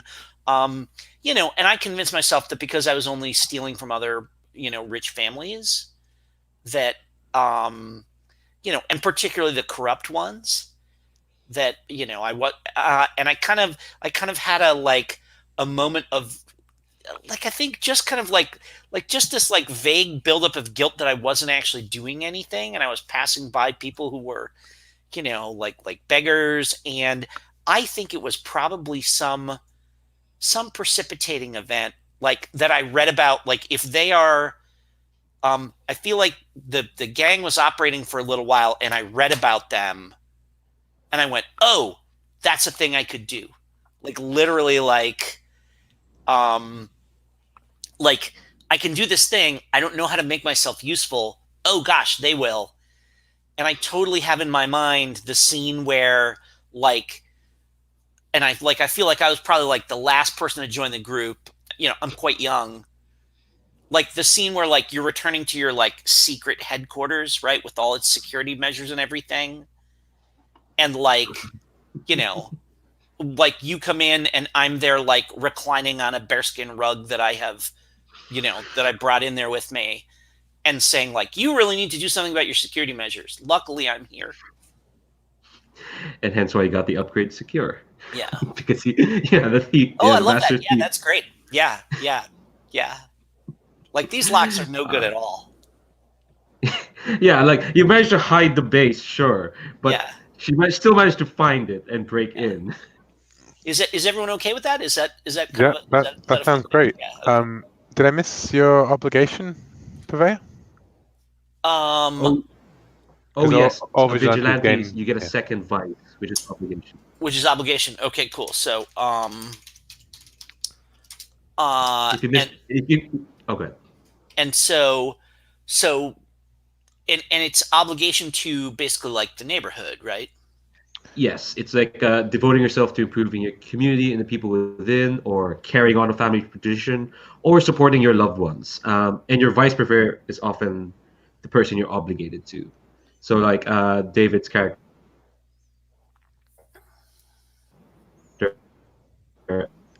Widow Penryn, and she's obligated to her girls. Or yeah, ooh, there you goes again. I lost. Yeah, if you don't have one at this very moment, we can come back to that. I lost a hunk of that, Leandro. I'm afraid. Sorry. Yeah, it's not just you. You seem to be a bit. Yeah, full. yeah, I can see. Yeah, my internet. I could read out the bit from the Vigilantes book if you like, Leandro. frozen. Yeah, No, go you're- ahead. you're back. Yeah, Yeah. yeah. Will, if you could just So, run that by me. Devoting yourself to improving your community and the people within, carrying on a family tradition, or supporting your loved ones. The vice purveyor is often the person you're obligated to, or like the group, you know, in the same way as the rest of them, the group, the place, the cause that you are championing. Like Sure. what makes you a good person, basically, I Like, guess. can I make that my dad? Yeah. Is that reasonable? Yeah, absolutely. Like, because if he wants to improve things and stuff like this, or should it be someone that is like closer to the like in the neighborhood that we're working in? Do you think? How about because, your like- dad's foundation? You know, like What's the that? Wayne Foundation. How about the Hightower Foundation, like the Wayne Foundation, but like you know? Oh, it's got no. I know what it is. Like, absolutely, my dad is a judge. My mom has some kind of charitable thing that she does. She runs a clinic. It's totally a clinic. My mom runs a clinic in the neighborhood, and like I've got a. Your mum, your dad's you know, like Bruce Wayne Judge, and your mum is what's she called? Leslie, who raises Bruce Leslie. Wayne after Alfred. Yes, yeah. Yeah. I think that's I great. nearly said Leslie. No, that's the wrong Leslie. I know exactly which Dr. Leslie you're talking about. It's like, what's her last name? She inspires Bruce into becoming Batman. Well, not into becoming Batman, but tells him to like go off on his trip. All right, okay, we're getting concerned with comic book minutia. Yeah. So like, does that mean you're totally? Your parents doesn't know about your nighttime activities, right? Oh my God, no. Oh yeah. What if Kate Bishop had to hide her? Oh my God, no, vigilante no, stuff? they don't know about that. They assume I'm off doing like debutante things while I'm doing this. So, I have called the clinics Hightower Triage. Ooh, that's cool. We're gonna call that Hightower Triage Center. Nice. And that's my mom's. Those are the clinics that my mother is in charge of overseeing, and and that my family funds. Nice. All right, I think we got a good grasp of Victoria High. What? Do you want to hear about my shady friends? Yeah. All right. So my shady friend is Freak, who is a locksmith, and he is a like crusty octogenarian. He's got like a tiny shop, like squeezed in between like a like a cobbler on one side and like a tallow maker on the other, like a candle shop or something like that. And it's like this tiny little narrow hole in the wall, and like you walk in and there's just locks on the doors and stuff on shelves and all this kind of stuff and everything. He is constantly trying, like he challenges me with locks I've never seen before to try and figure out how to get them open and stuff like that.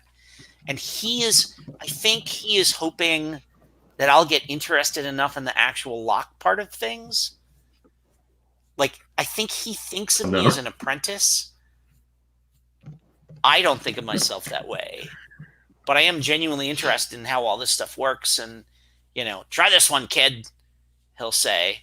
And, and I'll like futz it with my lock picks and snap one off and go, "Oh, this one's going to be tough." Ha ha ha. And he'll laugh at me, and then I'll work at it for half an hour and then finally figure out how it goes. And yeah, like that kind of thing. Yeah. And he'll just like chatter at me, like just because I'm there to talk to. So what I have written for him is tries to devise locks I can't ever open, hasn't managed yet. And my nice. And my shady rival is Rosalind Kellis, who is another debutante, like another noble. And I might have stolen the evidence that convicted her father, who was a like just incredibly corrupt grifter of a judge. And I might have bragged about that to her, knowing that no one would believe her.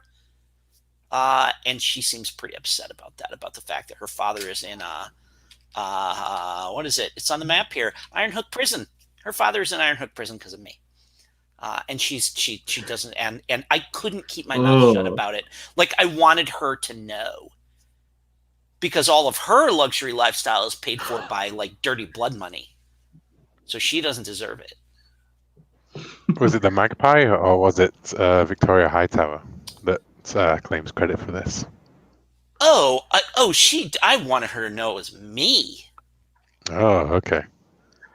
Because no one would believe her that silly debutante Victoria Hightower broke into her father's secure office, bypassed the traps, stole his second ledger book that he maintained, and then got out of that party without anybody noticing. Nice. Yeah. And I like the idea that Rosalind is probably not revealing your secret identity and things because she wants to get you for herself. No one would believe her anyway. So yeah, exactly. Famous last words. Yeah. You say that now, and like 4 sessions later. Person. Let's see. We'll see in a month if Rosalind is in her pursuit of vengeance. So that's the Midnight Magpie. Hell yeah, that's fab. How's my internet? Am I still slow and bit sludgy? Am I better now? A little better right now, yeah. Okay, cool. I think in the next break I'm gonna turn off and turn on the internet. That might stop. That'll be fine. I think this live stream will go for like 20 minutes before it has to stop if I'm gone. Thanks, StreamYard. All right, we've got our Magpie, we've got our Widow. Now for our spooky doctor. Sabine, tell us about our Whisper. Yeah, so this is Salis Ravenglass, who calls himself the Raven Doctor if he uses his mask, and it's totally a Black Plague Doctor mask, like this with this raven beak. He's in his secret identity, which is a bit gauche, but well, Salus is a rather pretentious person, but his background, he's Eruvian. He comes from a Eruvian immigrant family, and they're not so high and mighty. They're just basically a family of sort of low-level grifters who make kind of money with the whole, yeah, we come from a country of demons and we know a lot of stuff about that. Can we help you maybe with some problems? Yeah, come, we'll take care of you. And they might know some stuff about ghosts and things and occult happenings, but they're mostly just blundering through and hoping that the old traditions, they will just protect them. That will be fine. That will be fine.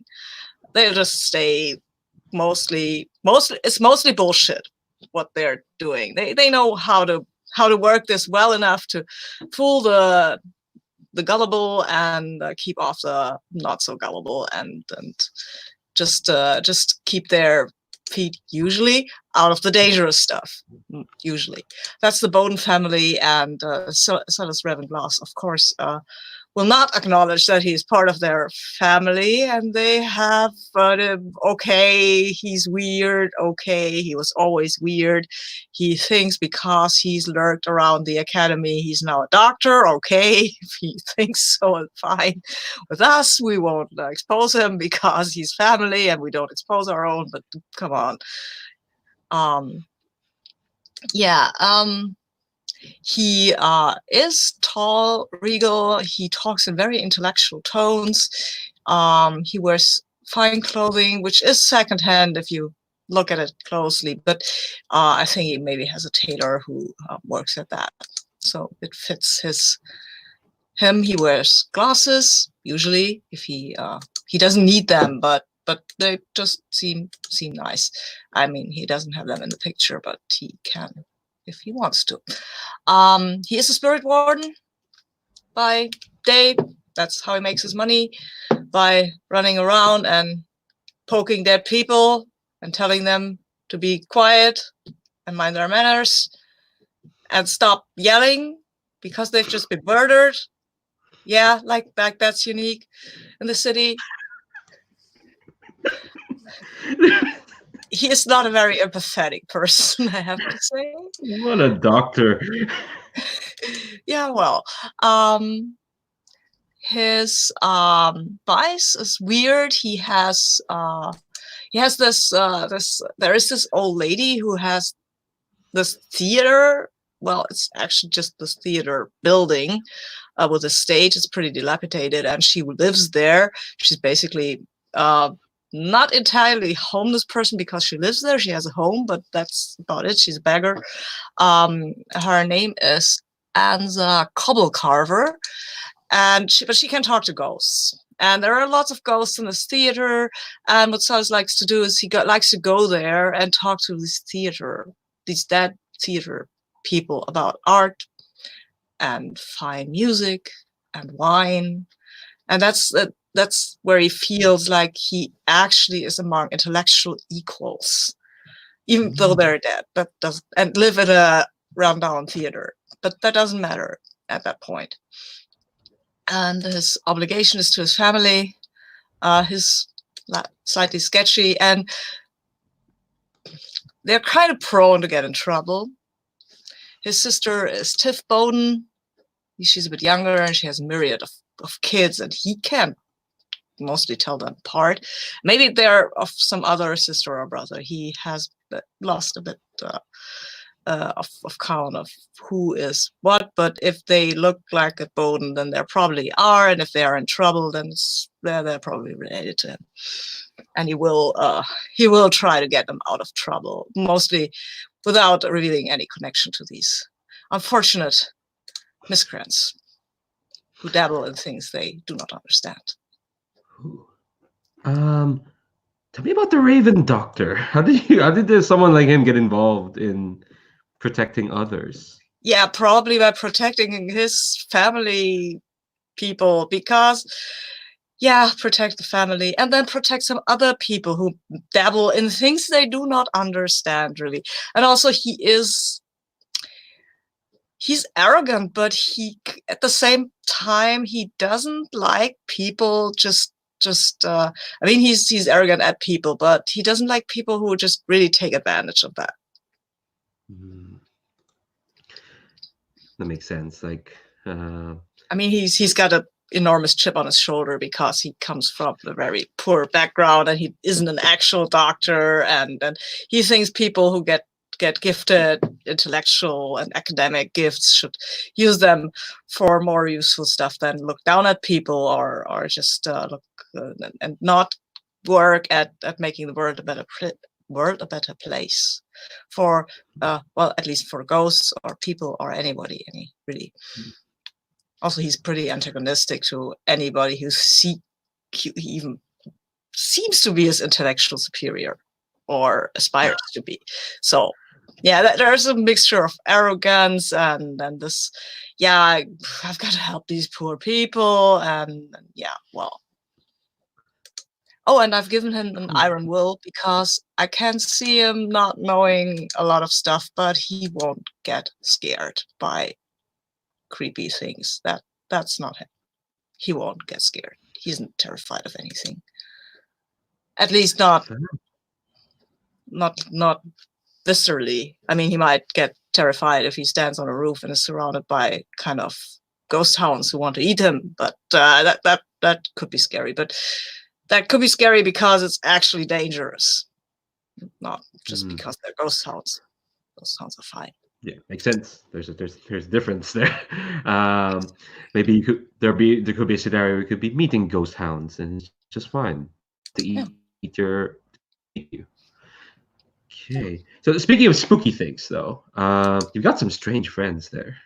Yeah, I have this friend Satara, a demon. I think Satara is actually from Eruvia. They came maybe with the Bowden family. They're kind of a family demon, sort of. I mean, I guess they're kind of mean-spirited, but they're also kind of attached. And I think he's learned a lot from Satara, actually, about what's really working and what's not working and the whole theory. So I think he owes them. All right, cool. But who is this not so friendly, strange friend? That's just some, just some pretender, just some pretentious little, not so little, I guess, some pretentious wannabe intellectual, really.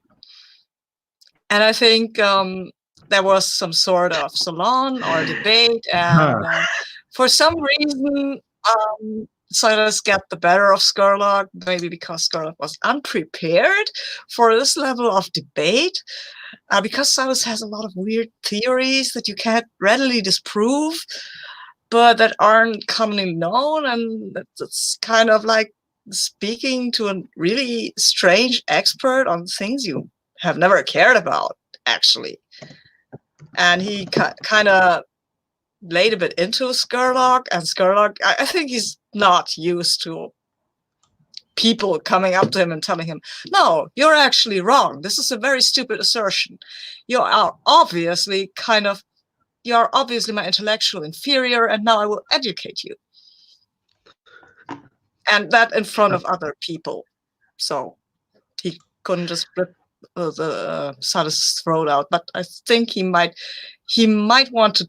I mean, he might not want to kill him, but he probably would like to take him down a peg or two.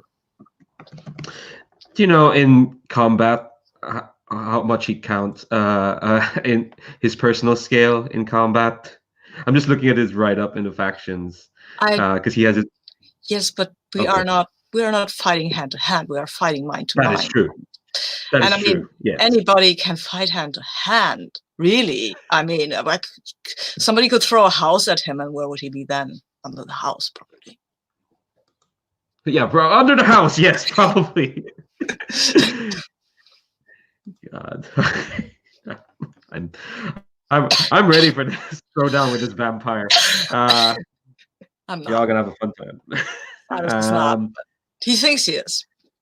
Will, you were muted there if you were saying Oh, something. I'm muted? I'm not Sorry. muted. No, No, I thought Will I was was saying just saying something. something to. Oh, okay. No, I'm fine. Okay. Sorry. I'll unmute myself now. I could go on about this guy for a long time, I'm afraid. So I'll stop now. Okay. All right. Last but not the least, I know, like, yeah, this feels like a bit indulgent in terms of like character stuff, but I do want, because we're gonna be here for a while, hopefully in the next couple, at least the next 3 months. Pending whoever's in or not, do want everyone to like get a good sense. And I found that like it's kind of good to have like a session 0 for like a Forge in the Dark kind of stuff, like because there's a lot to like grapple with. So I hope. Forgive my indulgence for dragging this all out, but these are really cool characters, and I'm not just saying this out now just because we've saved the best for last. But I'm not judging who's best or not. But like, but last but not the least, as always, Will. Yep. Tell us about your color. The problem with having a name that begins at the end of the alphabet as well.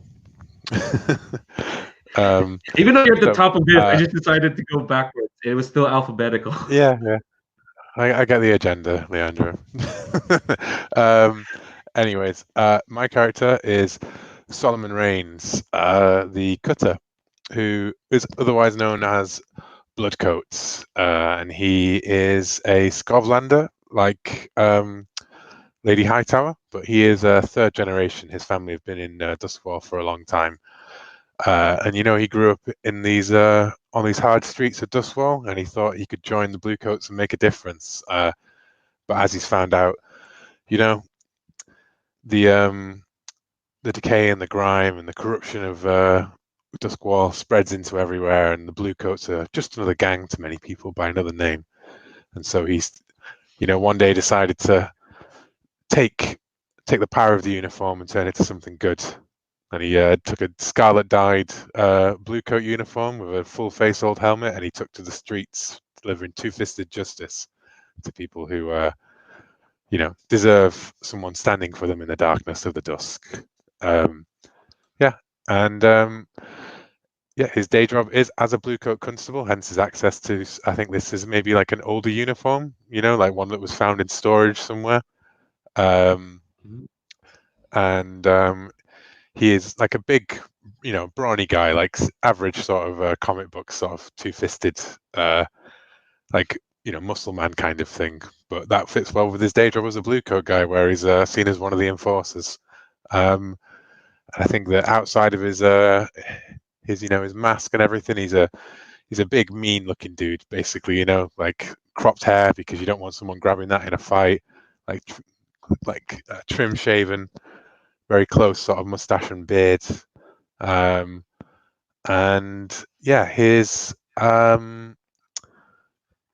luxury his vices are luxury, accolades, and I thought that he wants to see that he's doing good. He wants to see that he's doing good and that he's standing for a symbol for something greater, like hope in the darkness. And so he's always closely following the Dusk Crier, a group of an ink rake paper that details,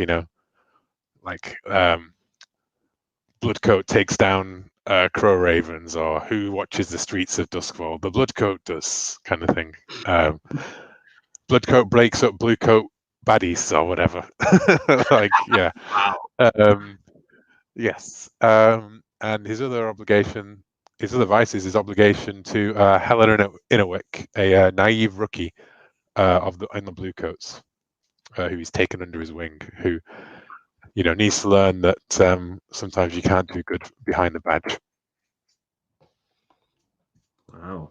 I do want to know, like, are people in the Bluecoats? They must know. I mean, they must know that like Bloodcoat is like, yeah, obviously a former Bluecoat, but like, are they close to figuring you out, or are you like just skating under like their suspicion?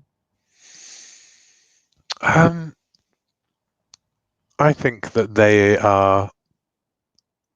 That it's debated. I think that's a lot of like the Bluecoats official strategists deny that Bloodcoat exists. Say that it's it's a scurrilous rumor put about by the ink rakes to demean the noble men of the force, kind of thing. I think that within the ranks, people sort of like treat him as a bit like an urban legend, you know, like, oh, like we better fly straight, or Bloodcoat's going to get us, or whatever, right? But like, no one really knows who he might be. They're like, because everybody in the Bluecoats, like, surely they're all, you know, they couldn't turn on their own. You know, it must be some other person maybe who's out trying to, like, got an agenda against us. Because why would you want to break up this great deal that we've got going here, you know? But maybe some senior people have got an eye, kind of thing. Like, who knows, you know? There's definitely maybe an inspector who's been tasked with finding out who Bloodcoat is. Ooh, lovely to have a Javert in this Yes, or, exactly.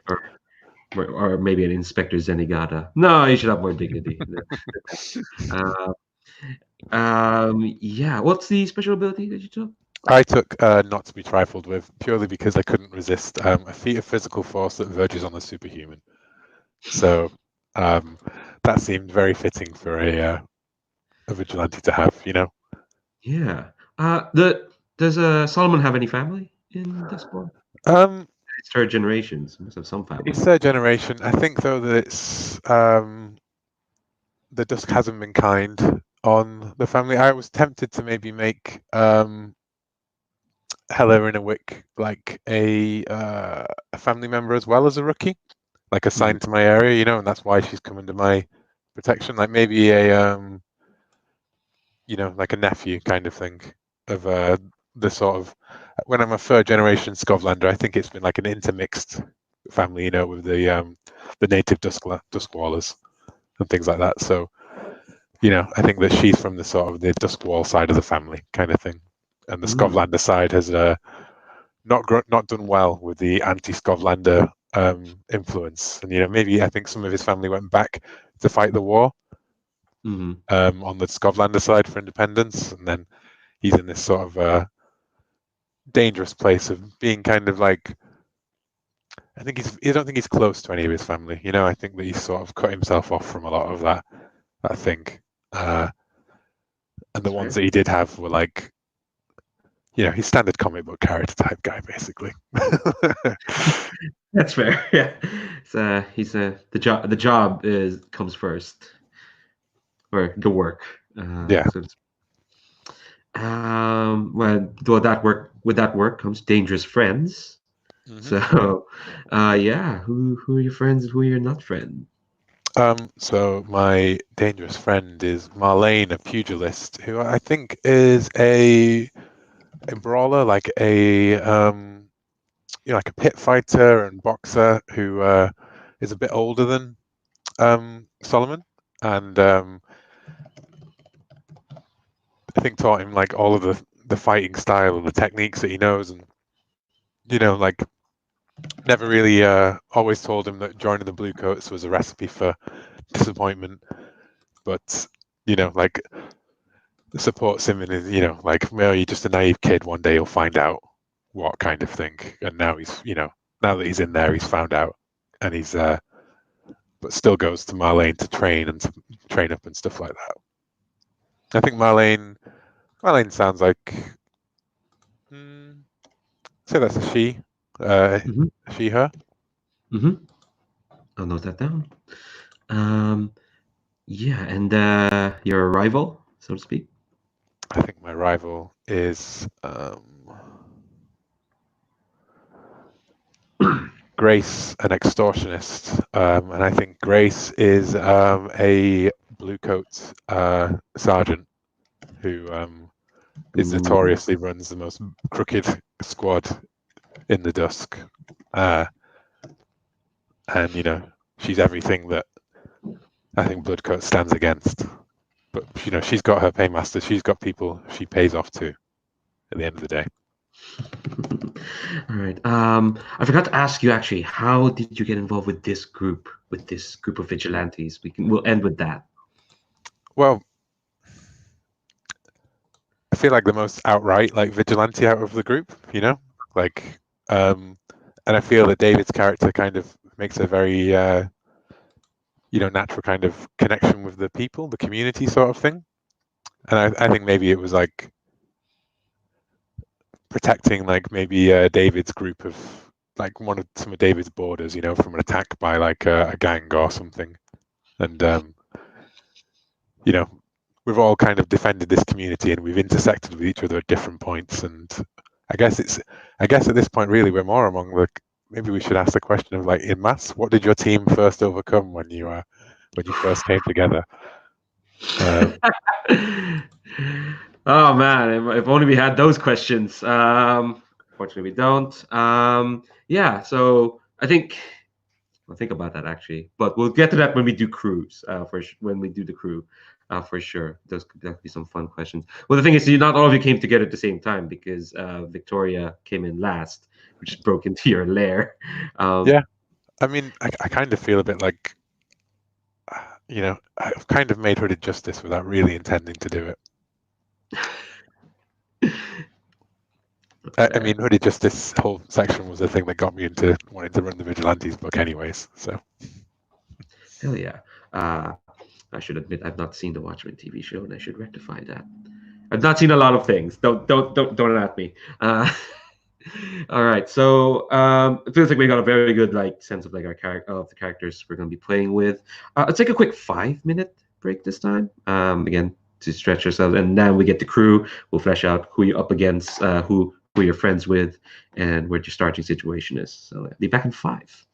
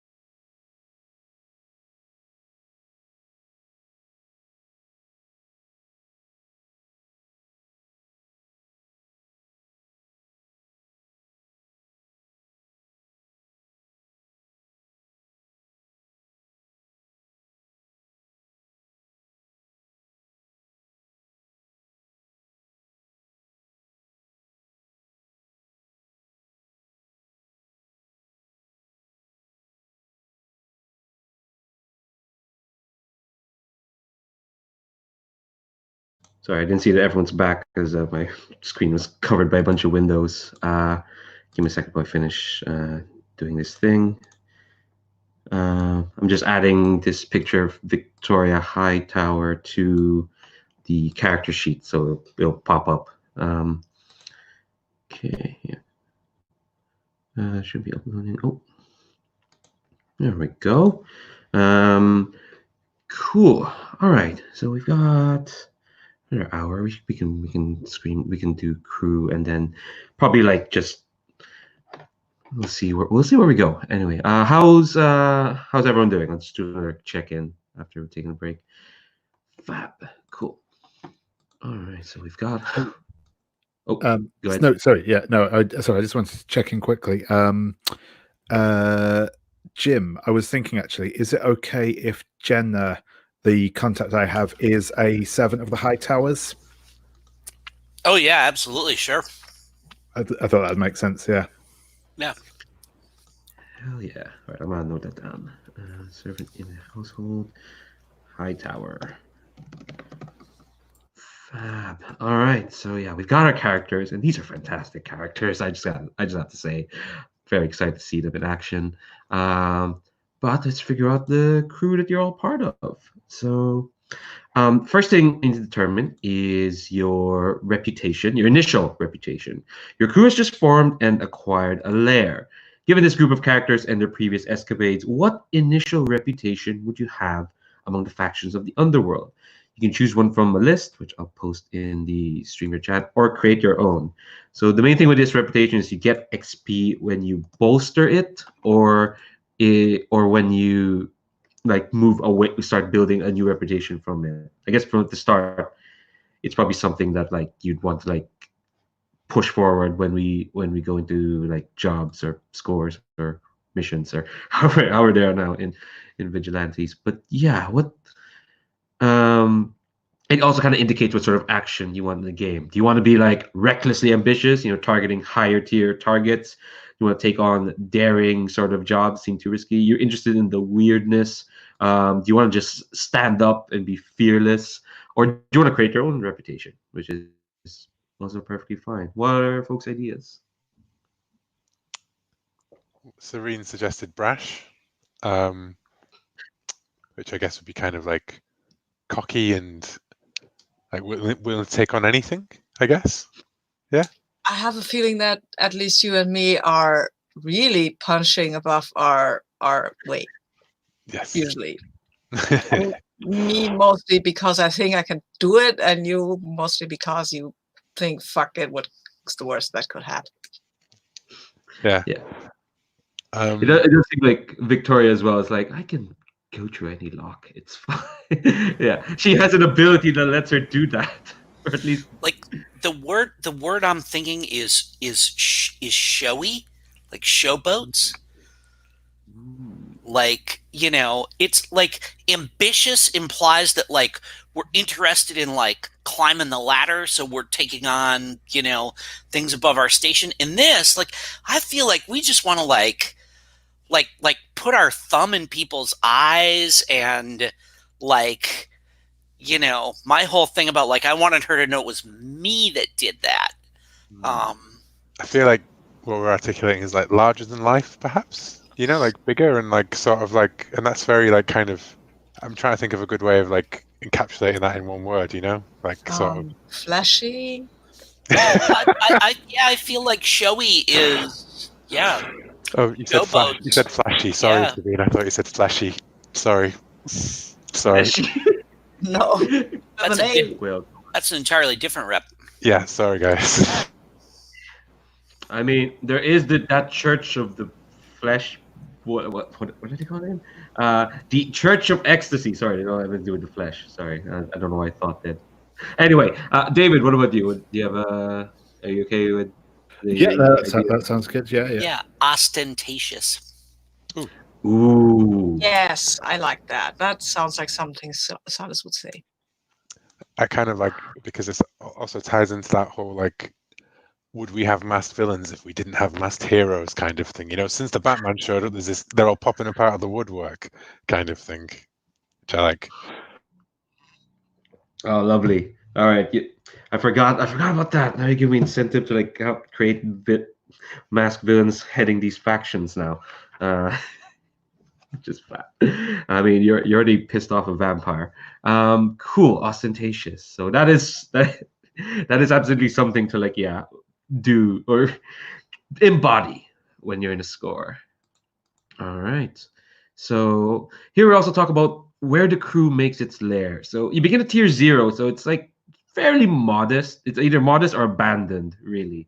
Um, there's like 6 suggestions, but you can always create your own. There's a half-sunken grotto in the city's maze-like underground canals. There's an abandoned watchtower atop an ancient crumbling wall. There's the unassuming back rooms of a merchant's shop, or a small abandoned house at the end of a dark lane, or a rickety tin-roofed shack perched on a rooftop, or a junk rail car rusted in place on its old, overgrown tracks. You do have hidden quarters and secure, so it should be like a lair that you can stay in, and it's hard to find, unless you're a master thief, apparently. I wonder if the lair could be tied to the ghost theater, the dilapidated theater. Maybe there is something in the cellar of this theater that we could use lair-like, or there is a tower that was there because I like that. that tower is for some reason. I would love it to be a dilapidated, non-functioning clock tower. Oh yeah. Oh yes, absolutely. And then we can fix the clock to show it different times and zones, both living and dead. I like that. Yes, we have to work with that. Okay. You okay with that, David? Yeah.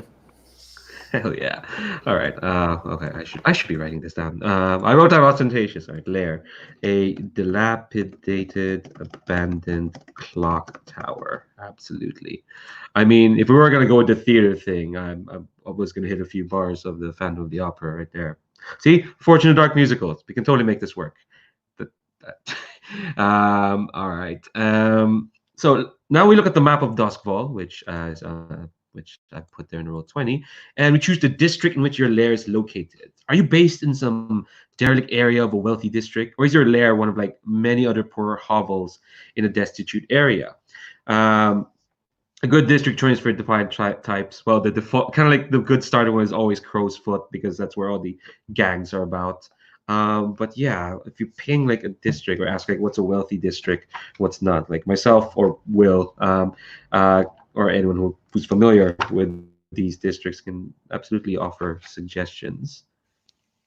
Yeah, So, I've got, on page 255, where the map is, it's got like all the areas at a glance. So if people call out something they're looking for, we can maybe suggest something that might, I should give a link to the PDF. I was thinking. Oh, sorry. Go ahead, David. No, yeah, I was thinking maybe somewhere like the docks, or Crow's Foot, one of the sort of just very, working class district where it's a lot of people trying to get by. Yeah. Well, those are the right ones for that. The docks and Crow's Foot for sure. The only other alternative would be Coleridge, the original hilltop mining settlement, now home to labourers and industrial factories. I think those three could work as thuggish places. What's the deal with Char Hollow?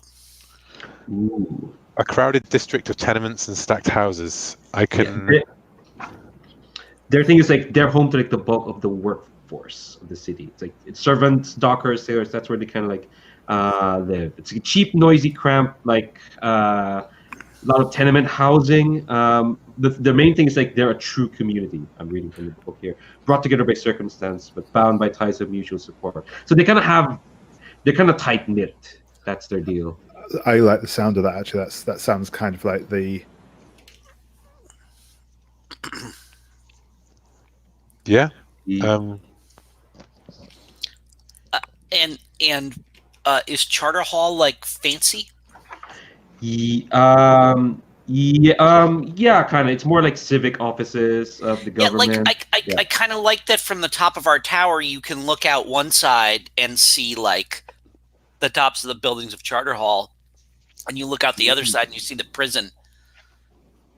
You know, Ooh. and we're like metaphorically in between those two things. So that's Ooh, where's the prison? Oh, there's prison. Char Hollow and Charter Hall. So, like, let's see. Let me ping this. right across the river. Yeah. Yeah. Sorry, I just did a ping there. So, like, kind of like around here. Ooh, that is like fairly commanding view. Yeah, you know, and it's like if we're like down by the river, you know, kind of close to the river somewhere, so we have access and can travel and stuff like that. That's great. I'm good with Char Hollow. Yeah. If anyone wants to look at any other areas, we can do that. I mean, I think Yeah. We could probably, like, if anyone has like another idea between now and next session, that's fine. I think we had Char Hollow, kind of like that place between Char Hollow and Charter Hall. You can see So, like like, the prison. some of the stuff from Char Hollow is like anarchist associations working in the shadows, or like anti-Skovlander, you know, gangs kind of thing. And then the workforces and the factory workers, and you know. Cool. All right. Where are we in this checklist? Okay. So your crew is brand new, but you've chosen some small part of a district as your protected grounds. This is the area that you've pledged to keep safe, and you know it well. The area is small, only 3 or 4 city blocks, but it's still an intrusion on someone. The GM will tell you about 2 factions who have been impacted by your presence. Oh shit! This is what I should have been prepared for. I can't keep using you as a crutch, Will. I have to do input. But like it does feel like you probably know this book better than I, for sure. It helps So, that I read it just before I went on a plane, so I was just like, interesting. Yeah. I've been involved with the live stream, so I've had not much time to so there's going to be 2 factions, protected grounds. One faction is pleased your key to status with them, and one faction by your presence. You're going to take -2 status with them. All right. Would be good for. I can't keep throwing the fog hounds at everyone just because it's level 1. But yeah, obviously everything from the book can be completely changed. But these are kind of like setting elements. Oh, go, Jim. Do you have an idea? I mean, man, it sure seems like one of the factions is, you know, is the citizens. Ooh. Citizens of Char Hollow. Yeah, that's what I was thinking of. Yeah, the one that they've got a good rep with. Yeah. Yeah, they're a tier 1 faction, so yeah. Oh. I do like the idea of like, Char Hollow will be pleased that there are some folks here looking out for them. Is that okay with you, Will? Sabine as well? Yeah, fine. I imagine that we've stepped on a few feet at that point by after people who exploit these people of Char Hollow, like blackmailers. What are these guys called that go racketeers? Guys called that go into shops and tell people that this looks like it would burn very easily if they didn't pay this stuff. Yes, yeah. Lovely bakery. Shame if something were to happen to it. Yeah, exactly. And I mean, racketeers is right. Yeah, and I feel that we wouldn't take too kindly to these sorts of people. I mean, lovely sack you've got there would be a shame if somebody threw him in the river. Can he swim? Oh, he can't. That's too bad. Maybe we should. Oh, crocodile got him. All right. No idea if there are crocodiles in Duskwall. There are eels for sure. They're big, horrible eels, for sure. Okay, I'll go back to which faction doesn't like you, because clearly I should. Wish I've had. Yes, actually, you can eat them. They're part of the produce in Duskwall.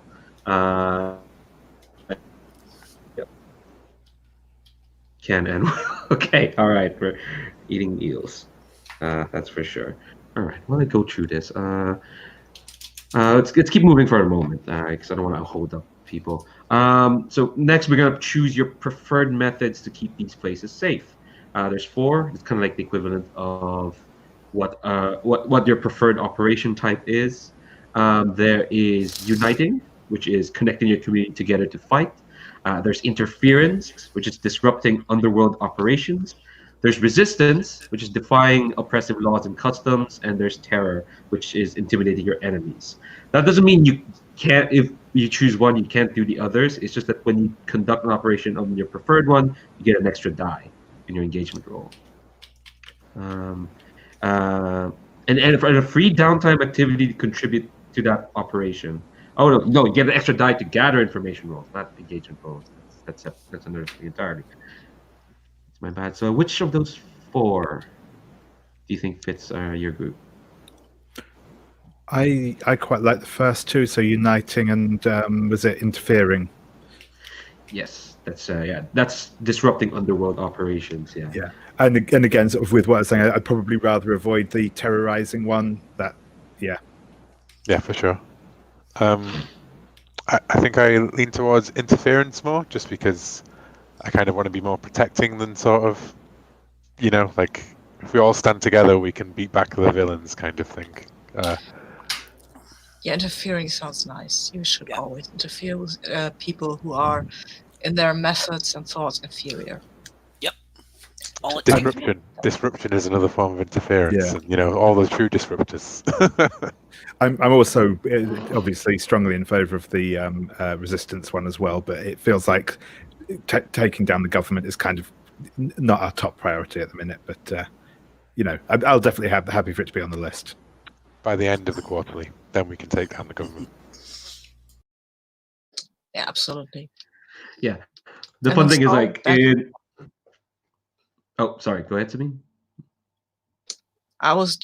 Silas was just bragging. Ignore me. Okay. The fun thing with Vigilantes is that it inverts the payoff. You get more rep than coin, which is really neat. So there's a default to coin your target. So higher tier your target is, the more coin you get. But instead, your payoff is in reputation. So like if you conduct a really good operation, you get 8 rep, which is really good. So you could boost up your tier to take on tier 4 folk by even halfway through the quarterly, which depending on how well you're doing, which is fab. So this playset really is about punching above your weight or standing up to others, which is great. All right, so next is special ability. So you take a look at the special abilities of your crew and you choose one. Can't decide which one to go. First one's always good. Actually, let me double check. It's I'm not sure if this. I should have checked this, but maybe this. I'm not sure if the Roll20 sheet is updated to the newest Vigilante sheets. Let me double check that. So I just realized the first ability means you take a second. Yeah. Oh no, it think, is. Do we get that one for free or something? Because I think it's just one of the core assumptions, isn't it? That is weird. Let me double check that with the sheets I have in my computer, which I downloaded last week, so they should be up to date. That was my reading of it, David. That you choose an upgrade in addition to as good as your word. on the PDF sheet, it's that dot is filled in. Okay, cool. So yeah, that is good. All right, cool. So you have that, but you can pick another one. Oh, I see. Yes, I see. The big dot. Okay, so yeah, have a look through those abilities and see which ones jump out.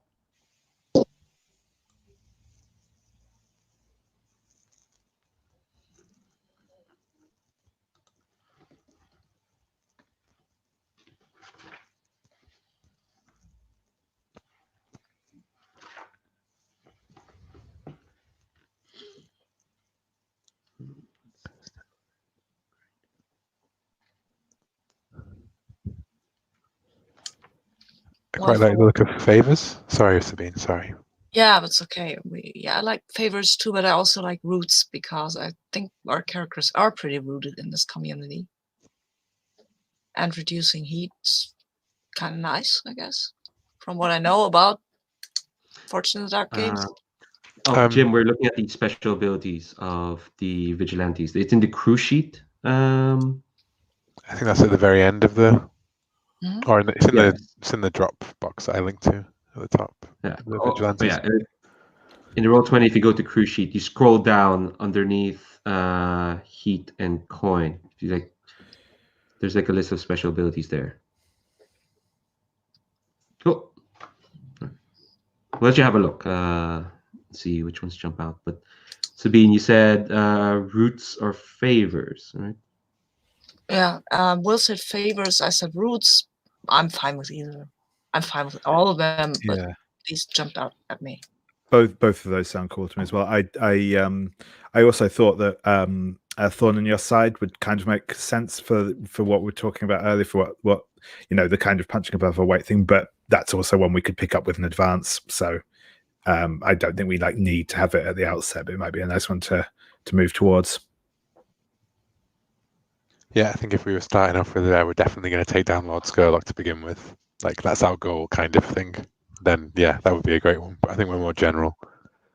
I think my thing with the roots is only that I've never played in a Forge in the Dark game long enough to understand really those long-term functions. Acquire an asset, reduce heat and recover. I get them in the abstract. So I again think that could be great. I just don't know those mechanics. Whereas I can wrap my head around favors because it's an extra dot for the basic dice rolls kind of thing.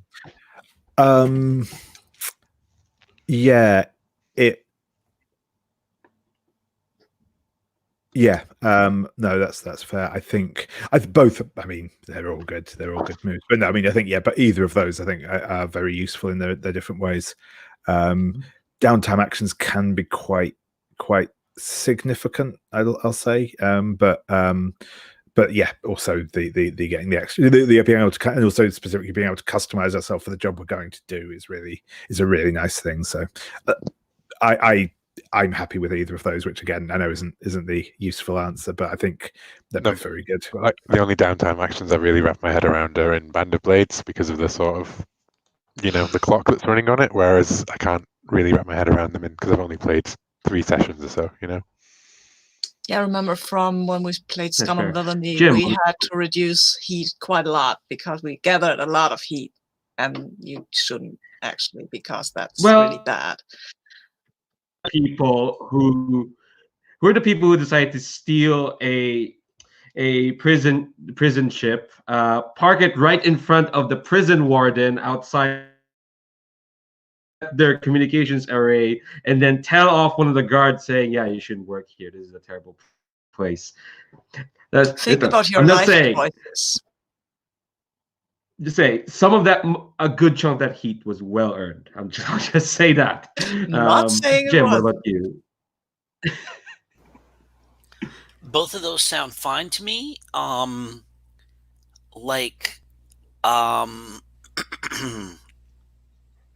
Yeah, both of those sound fine to me.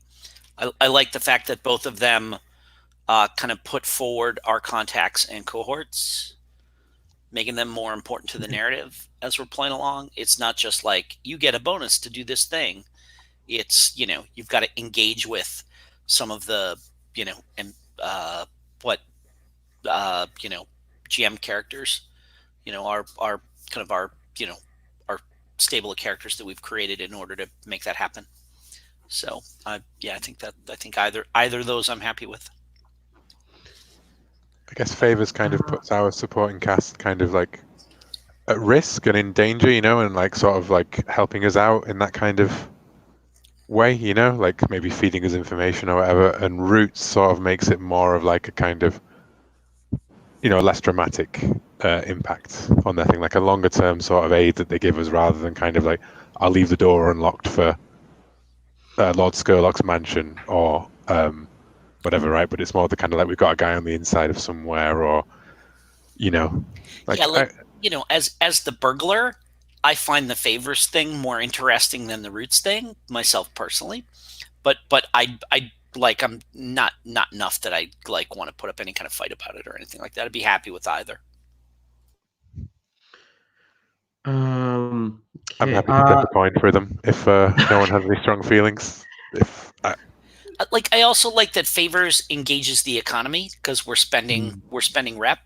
Like if yeah. we got to decide how much we need it for that particular thing, but it then does make us really versatile. You know, like if we know we're going into a fight, we can have a little training montage or something, and where we all, you know, whatever, learn a couple of judo throws, and so we've got skirmish for that one mission or something. Oh man, Marlene just telling you like the proper, showing you how to do a proper right hook, or yeah.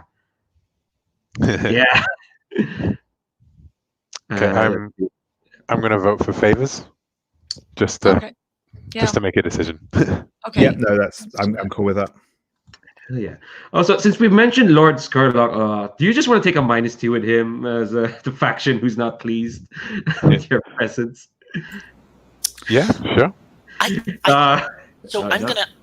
gonna say I find it more interesting if they have an intellectual détente. Ooh.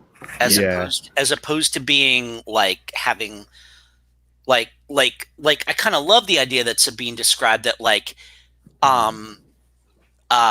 that the Doctor kind of like simultaneously infuriates and fascinates him, and that those two things are in tension, and that as a result, like he hasn't, you know, had the Doctor like hauled off in chains or anything like that. Well, this girl looks like there's an arrogant bug talking to me. Yes, yeah. That's fair. Yeah, I also, I mean, okay, obviously we could always come up with a thing for Lord Skurlock to be doing, but I also don't feel like, I mean, with the exception obviously that the good Doctor has obviously traded words with him before. I don't really feel like he's likely to care about what goes on in Char Hollow. That's probably beneath his notice. Yeah, exactly. Yeah. For now, at least. Yeah, we could always we can definitely piss him off later, and we will do, I'm sure. But yes. Why would we? I mean, he can be educated. Obviously, he's intelligent. He just has to listen a bit to me. All right, I'll figure out a faction for who doesn't like you and Charles in a minute. I just want to go through everything else. Okay, so you got ability. All right, now we assign new crew upgrades. So you already have 3. Your lair is pimped out to fuck, and now we pick 2 additional upgrades to your new crew. You can choose from the specific upgrades available to your crew type, or the general upgrades on the crew sheet.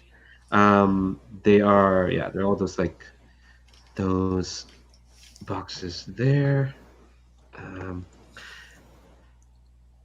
So if anyone has questions on what each of those mean, feel free to shout out. I feel like, given the fact that people are going quite heavily in on the sort of masked crusader trope, the Vigilantes attire might make sense, which basically gives you extra kit you can carry without being encumbered, essentially. That's really good. Folks okay with that? That seems really useful. And go ahead, Sabine. How many do we get? 2? 2. Yeah, I like Sadly, the irregulars. I mean, sounds like something we would have. People running around. We have a Widow Penderin, and we have my Bowden kind of kids running around, and that would help us gather information, I guess. So let me double check what that means, because that doesn't get, because what it says here, experts gain, that's a different, experts are a different thing. Experts are people who are part of your gang. They're cohorts. They're part of it. Your contacts are not part of your gang. Your contacts, they're friends. So that upgrade, I would say, hold off on that until you actually get experts that are part of your gang. That can obviously happen. You can absolutely recruit like a Bowden or any people into becoming like a cohort of yours, and then they can do stuff for you. But as a starting upgrade, unless you have an expert already, I don't think it'll be much use right now. Do we have cohorts? No. Oh, okay. Then forget it.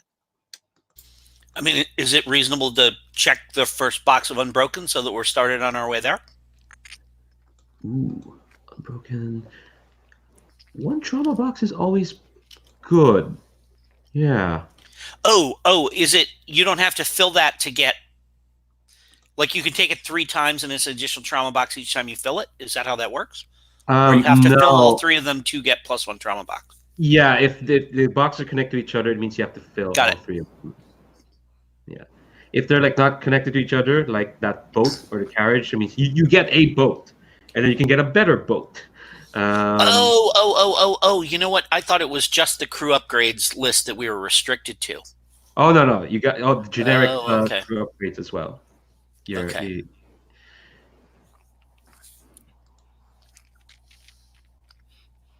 Training. What that means is like if you train in that attribute, you get 2 XP instead of 1.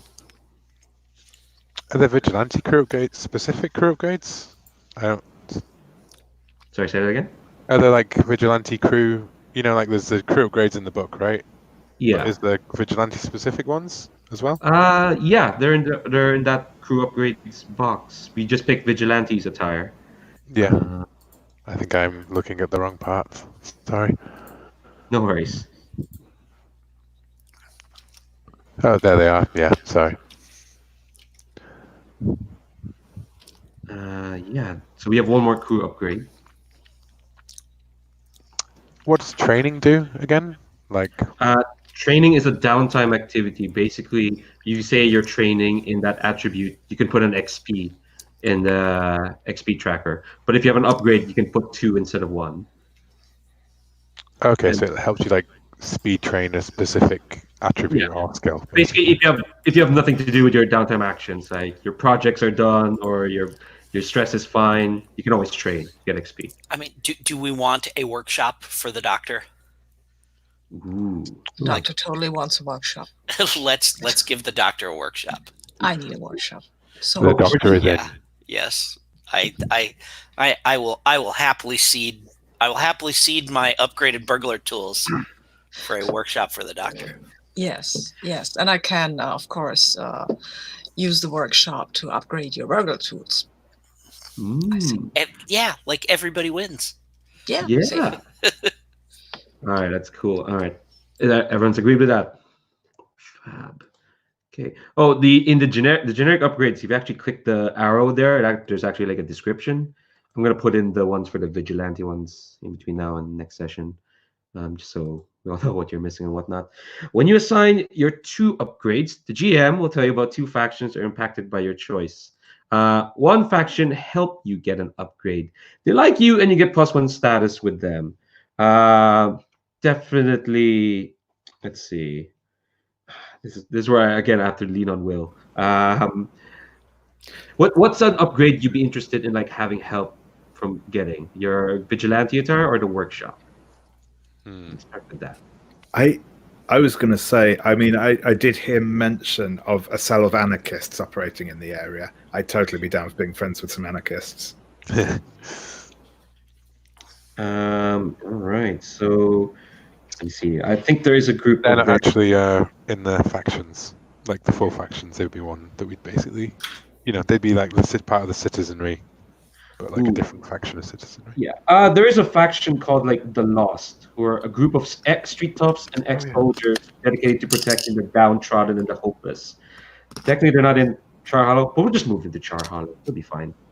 Yeah, I like the sound. I think I remember when I just remembered the Lost, and I was like, yeah, they sound like the type of people we should be helping out and hanging around with. Yeah. All right. So, I mean, they're a tier 1 faction with a weak hold, so they're not really clinging. They're a bit clinging on, but like you're a tier 0. They're helping you out. Is that okay with everyone? Yeah. And I guess maybe it would make sense if they helped us out with the.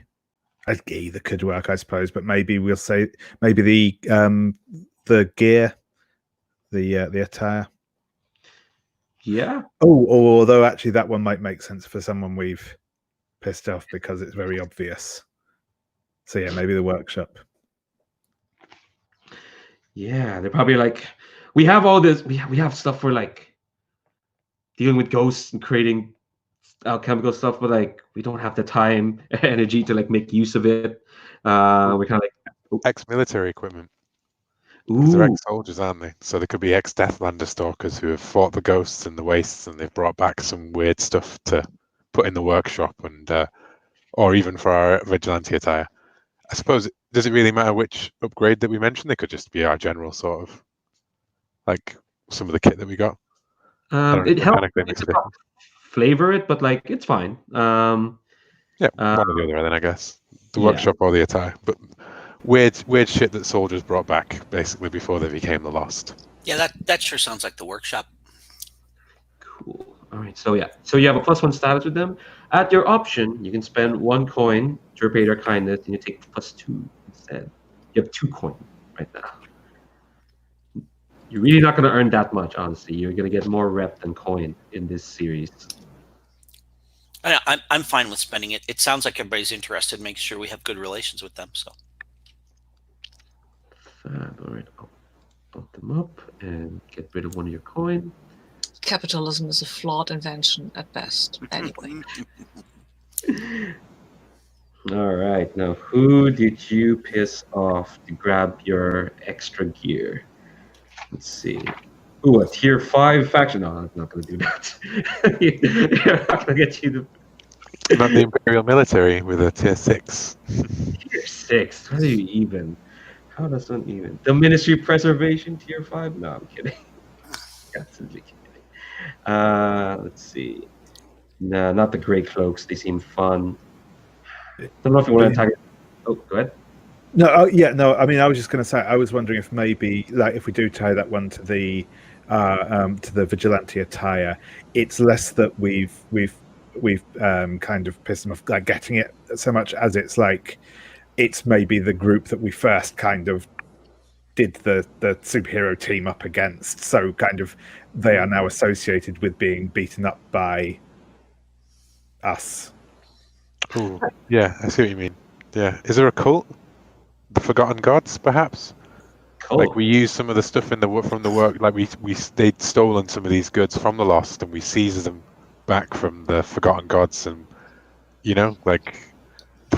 so the Forgotten Gods are described as cults that attempt to follow the old ways from before the Cataclysm, doing the bidding of demons and darker things. They're usually tier 1 or tier 2, or tier 3 if it's like a bigger, all of the cults in the city kind of thing. Yeah, maybe they are just doing it wrong anyway. So we kept it out of their hands. Just to keep them safe. Actually, we're doing them a favor. Yeah, it was professional courtesy from the Doctor when he helped us break in there and beat them up. Before they could sacrifice members of the Lost to their dark gods. Yes, that's that they did it wrong anyway. Those demons would have eaten them. They had done it that way. Really, you don't cut like this. You have to. Human sacrifice is icky. What do you think, Jim? Yeah, I'm fine. That all sounds good. That's great. Okay. So you take a -2 with them. They don't like you. You get -2. You spend 1 coin to modify them, but I don't think you are. It doesn't sound like it. Nope. You're united to pissing them off. That's fine. All right. I think the last thing is to choose a favorite contact. Well, choose one contact who is like a close friend, longtime ally, or partner in crime fighting. So basically, like kind of like, let's see, look at the list. Yeah, basically like someone who is like just looking out for you. Probably helped you either like secure the clock tower, or just making sure you know who needs help. Man, I so want like our butler at the clock tower to be a ghost, like so badly. Oh, Soren, a restless ghost. Yeah. See, I was leaning towards Badger, a brilliant inventor, just because of sort of like. Yes, would have been my second choice, but I like the butler, the ghost butler. That's so neat. Yeah. Oh my god. Everyone's down with that, I think. David, you okay with the ghost butler? Yeah, absolutely. Yeah, that sounds fun. Yeah. And I mean, well, oh, ghost butlers can speak to other ghosts as well, you know. So, like, our reputation with our ghost butler will help us with the ghosts of the city. oh yes, the ghosts of the city. Is there a specific faction for ghosts in the city? There is a faction that is basically like ghosts that don't a path of echoes. The path of echoes. They revere the ancients and consort with ghosts. And if you look at the full description, like the higher members of the path of echoes are actually ghosts that just possess higher and higher people to infiltrate the city. So yeah, they may be a bit more sinister when I describe them like that. Yeah. But, you know, they are exactly like the Doctor. They believe that they know better than mere mortals. So Who's to say that they are wrong? I mean, look at some of the mere mortals that are running around. I mean, this Skurlock fellow, for example. I think maybe the Doctor is a bit... Is it widely known that this guy is a vampire, or can I be totally unaware that he is... It's kind of like rumors, you know. They say he's a vampire. He is weird, like he's weird and enigmatic. Like let's see. So there's a mention here of how he. Let's see. Oh, he's immune to spirits. That's the weird thing. Skurlock. A ghost can't see, hear, or harm Skurlock. Oh, okay. That's interesting. Like, it feels to me like in the fiction, there's got to be like as many theories for like why he never seems to age as, you know, like I'm sure, you know, at least a few people are convinced that there's a picture in his attic that's getting more decrepit with each passing year and stuff like that, or, you know, whatever. Or he was just, you know, like the descendant, and it's just the fifth Lord Skurlock, and everyone's being superstitious nonsense. Exactly, yeah. Personal theory holds with demons, actually. Lord Skurlock is a title. See, it's not an individual person. Yeah, that's also possible. I like feel that might be that you are. I think you're right here. Yeah, there is something to that theory, but I still think it has something to do with demons. Yeah. So when you pick a contact, there'll be two factions impacted by your choice. One faction is friendly with Soren, your ghost butler. Another one is unfriendly. I don't know why what they have against ghost butlers. Ghost butlers seem neat.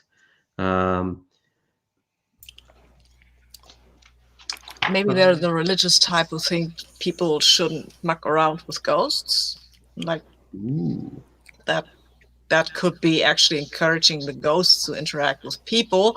When ghosts interact with people, they might get the idea that they could just take people, like possess them. Huh. I mean, maybe there's some sort of cult or church or something who's just really like, no, there has to be, the ghosts are here and the people are there. People you also kind of a Ghostbuster, you know, Ghostbuster. Yeah, people also like basically like all the technology of Duskwall is like powered by ghosts, so like bound into service and stuff. So it could just be someone who was it could be also someone exploiting the ghosts. Like, there's the Dimmer sisters who are kind of like witches, basically, like a witch gang who are again said to be immortal. There's a lot of that going around in Duskwall apparently, but like they bind spirits to service to power their quirky lightning barriers, spirit containment vessels. They're kind of like the evil. I think they make a very good arch rival set to the Doctor. Now that I think about it, maybe we rescued Soren from them. Such stole, you know, depending on who you ask. Ooh, yeah. Liberated. Yeah. Yeah. All right. I'll mark down -1 with the Dimmer sisters. Where are they? There we go. And yeah, who likes Soren? What did he used to do? What was he before this? Was he a cabbie? Was he an ink rake? Ooh. Was he a sailor? A gondolier, maybe?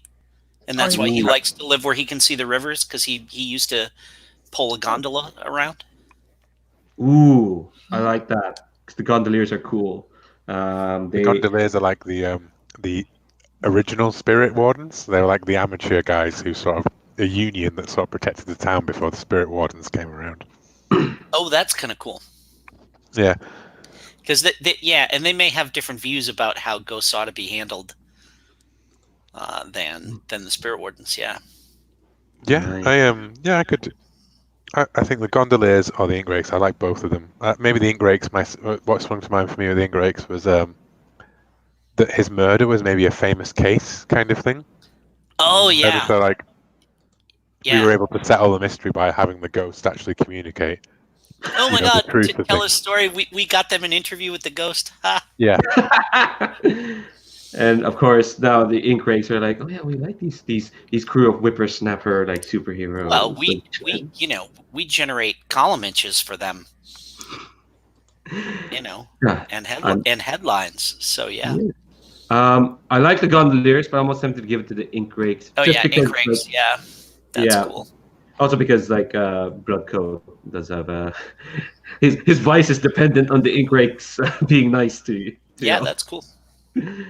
All right, cool. I'll pop up the ink rakes. All right, I think that is it for creating the crew. Let's skip over our main rivals because we didn't know the factions. Oh yes, we still did We not chose pick an ally, citizenry of Charhollow, but we didn't Also, choose. our crew doesn't have a name yet. Oh, yeah, there we go. I kind of want the faction who doesn't like it to be more down to earth because we've got some like exotic factions who like or don't like us. But like, I think the main one who's pissed off that you're in Charhollow should be like a more mundane sort of group. I do like there. Apparently, the firefighters in the city are beloved for their life-saving heroism or reviled for their looting and extortion rackets. Like I really want it to be loan sharks of some kind. Ooh. Like people who are like exploiting the fact that these people aren't destitute, right? Like they're making just enough money that if like they have some like trouble that they think that if they just had money for a little while they could get ahead of it, and then they get into the payments and stuff. And who would be like which of those underworld gangs would be like leaning on doing like usury? And the Crows, an old gang with new leadership known for running illegal games of chance and extortion rackets, who are based in Crow's Foot, and they're kind of like big Al Capone style, taking on the criminal underworld, like embroiled in a gang war in the basic setting, but not necessarily in ours. Just because they're not based in our district doesn't mean they can't prey on it. We're right next door. Absolutely, yeah. But other options might be the Red Sashes, an Eruvian school of swordsmanship that has now expanded into criminal endeavors. They are the other rival group to the Crows. Then there is also like at the top tier of the sort of like criminal underworld, that kind of thing, there is the Unseen, an insidious criminal enterprise with secret membership thought to pull the strings of the entire underworld. But do you want to pick off a tier 4? That's less interesting. Yeah, and we're probably not on their radar yet as well, or again, not in the list of people that they have to care about. Yeah, I like the Crows because explicitly in their blurb is extortion rackets. Yeah, If they're the mobsters, then yeah, for sure. Is that okay with everyone? Yeah. So I have a -2 with the Crows. Yeah. All right. So yeah, name. Oh, the hardest part, naming a group. And we might have to chew on this in between now and then because like because we're like 17 minutes away from like time. I do want to end like a bit earlier. So I think while we think of a name, I think let's close off with like getting like a brief snapshot of. I've used this too many times, but like if we have like an opening TV, a TV opening for our show of Blades in the Dark, what cool thing and what mundane thing would each of your character be doing in that opening title? And this tells you that I've not watched TV much recently because I don't know if they still do these sort of things. I'm basing this off some anime I watched years ago. But yeah, definitely kind of like in the or actually let's make it more comic book. Say if they put out a free comic book day like issue teaser of our of our show or series, what would be like the cool superhero thing and the mundane sort of thing that we'd see of each of your characters?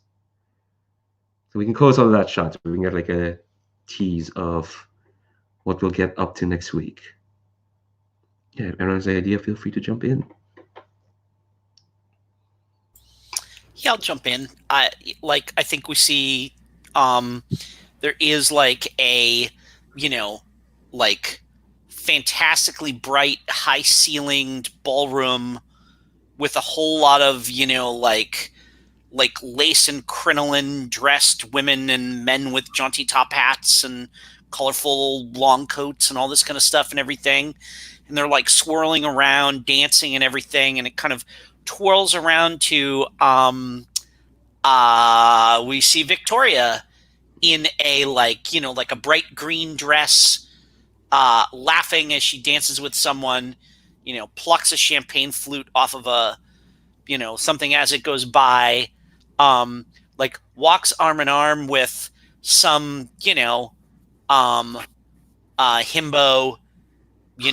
dullard, attractive young man out onto the balcony, kind of tittering as she laughs at him, as they laugh together.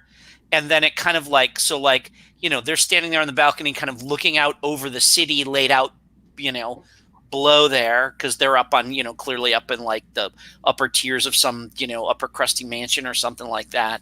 And then the camera kind of goes up to where we see, like the kind of lightning barrier there kind of crackling across the sky, and then sort of swoops back down. And there is Victoria in her, black leather with all the straps and the boots with the buckles that go up to her hips and stuff like that, and her, like goggles up over her head, and she puts them down and she does a little thing like this, and like she is hanging upside down by a rope over a window, right? And she like works the latch on the window, kind of slides a little crowbar under it, gently pulls it up from underneath, like goes ching, and like knocks the crowbar so that it like holds the sash open, and then like drops through the window, and like rubs her hands, and there, snoring on the bedroom that she's broken into, is that dude she was with before.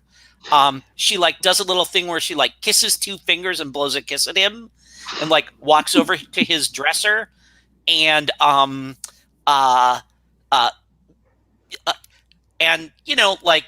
like ignores all of the obvious stuff on it, goes down to the bottom drawer. You see her toss some underwear out, and it reveals the false bottom of the drawer, and she pulls out a lockpick and starts to go to work on it as she grins. That's fab. That's fantastic. Love to have a industrial fantasy kind of steampunky-ish Catwoman. I noticed in one of your gear you have dark sight goggles, which is basically night vision goggles. That's fab. All right, who's up next? Sure, I'm happy to go next. So yeah, I think we see like a scene with a widow Penderin sat, and it's in a kind of like small and stuff, and like fairly like what's the word, like busy with like furniture and stuff, but just a little front parlor sort of thing. And there's someone there in like obvious distress, sort of a lady in obvious distress, sort of like wiping away their tears with a handkerchief, and the widow Penderin is just sort of patting them on the shoulder and pouring tea, and there's a little plate of biscuits out there, and it's obviously like listening to their problems. and hearing whatever they have to say. I think maybe we just get like just a very last little shot of like the other door into the room is just very slightly ajar, and we see sort of the three faces behind it, and then I think maybe we get another scene where she's sort of out in the streets, and I think she's kind of like got kind of the big headscarf and stuff on, and is sort of a bit more bundled up and not quite looking as recognizable as normal. And you know, she's obviously carrying like a big basket with the sort of checked cloth over it, and sort of hanging around outside a big imposing looking building. And someone in that sort of like, you know, with the demeanor of a sort of guard type comes up and sort of is obviously like asking what she's doing, sort of thing, and she like pulls an iced bun out of this basket and offers it to them, and they just kind of grab her arm and reach for the basket, at which point she just sort of like brains them with the basket, and we see sort of a stream of like iced buns and then bricks flying out of this basket as they collapse to the floor.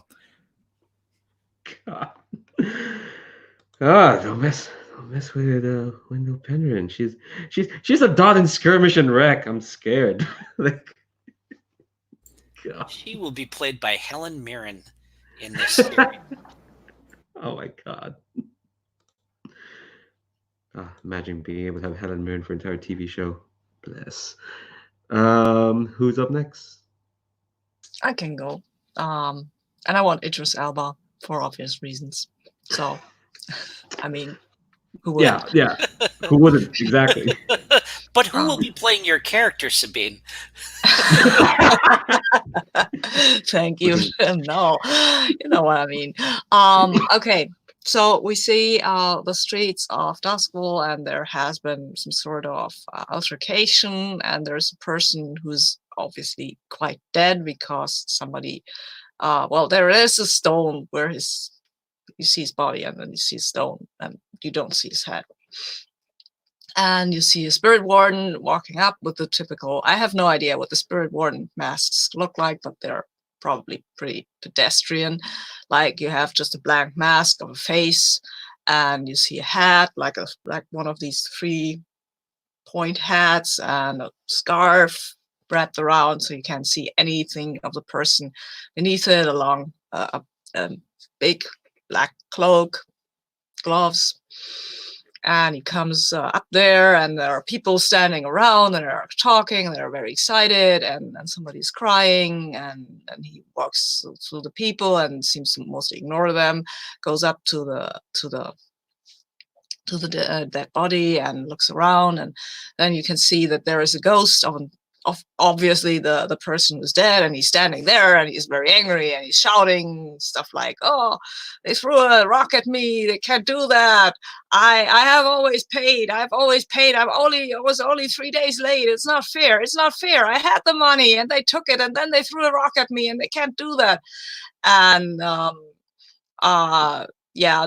spirit warden is just mostly passively listening to this diatribe, and after a while, and after 3 panels of this guy going on and shouting and screaming, he pulls out a spirit flask and says something in a language that is not understandable to the common person at the ghost, and the ghost goes like, "Oh, yeah," and then he dissolves into the spirit flask.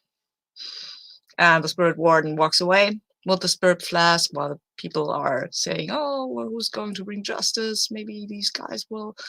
And later we can see that the spirit warden takes off his spirit warden clothing, and of course it's Silas Ravenglass, and he changes his dress for a far fancier big black coat and this plague doctor mask, and then he goes off. It's night now, and you can see that he is somewhere where there are 2 thugs. They are lounging about, and one of them is laughing and miming throwing a rock at somebody, and you can see Silas walking, or the Raven Doctor walking up to them and telling them in a very dramatic voice that they are guilty and there is justice to be served here today. And if they are really so brave and courageous, they might now face that justice. And then he pulls out the spirit flask and opens the cork, and out comes this angry spirit. And that's it. That's so fab. You've made And, the spectre, Sabine, like the spectre of Duskwall, setting the angry ghosts against the nice. So sorry, I your last. yeah, so yeah, that's fine. I think for Bloodcoat, it's I think it's Solomon working as a bluecoat, you know, broad-shouldered, and like he's I think actually it starts off with like a scream in like a marketplace and a dead body on the ground, and a guy stood above another person with, you know, a blade, and then like a bunch of bluecoats, Solomon among them, like grabbing the guy and hauling him off and hauling him like towards the nearest prison, and then like a lieutenant, you know, putting his hand up, telling him to go away, you know, and then like, you know, down the alleyway you can see like coin exchanging hands, and the guy walks away, and then you know, Solomon like just sees Solomon like fist clench, and then walk away, and then it cuts to like, you know, the same shot in reverse of like the thug walking down the street with a big cocky grin on his face, and a couple of his mates as well, and then in the shadows behind him drops down Bloodcoat, and you know, begins to like, and it just cuts out on that Batman, you know, like in Batman the Animated Series when it's on top of the rooftop and the two gangsters sort of jump out the door and then Batman just walks into frame. We just cut on that as he runs towards each other in a sort of like two-fisted vigilante action. Hell yeah! And on that note, the opening title finishes as we get to that clash, and yeah, well, we'll see what Duskwall has in store for its band of vigilantes. Thanks very much for. I mean, character creation can be fun and stuff, and I think you folks have just made some fantastic characters. It just makes me like just eager to like get into it. You know, I love these connections, these contacts. I really just love like just some very smart choices, some interesting choices. I always like to say how great people are, I guess, on the stream and just in general while we're streaming this. All right, I'm gonna end the broadcast and we'll do like a quick debrief, quick enough because we're running up the time. But yeah, and the broadcast. Goodbye, YouTube.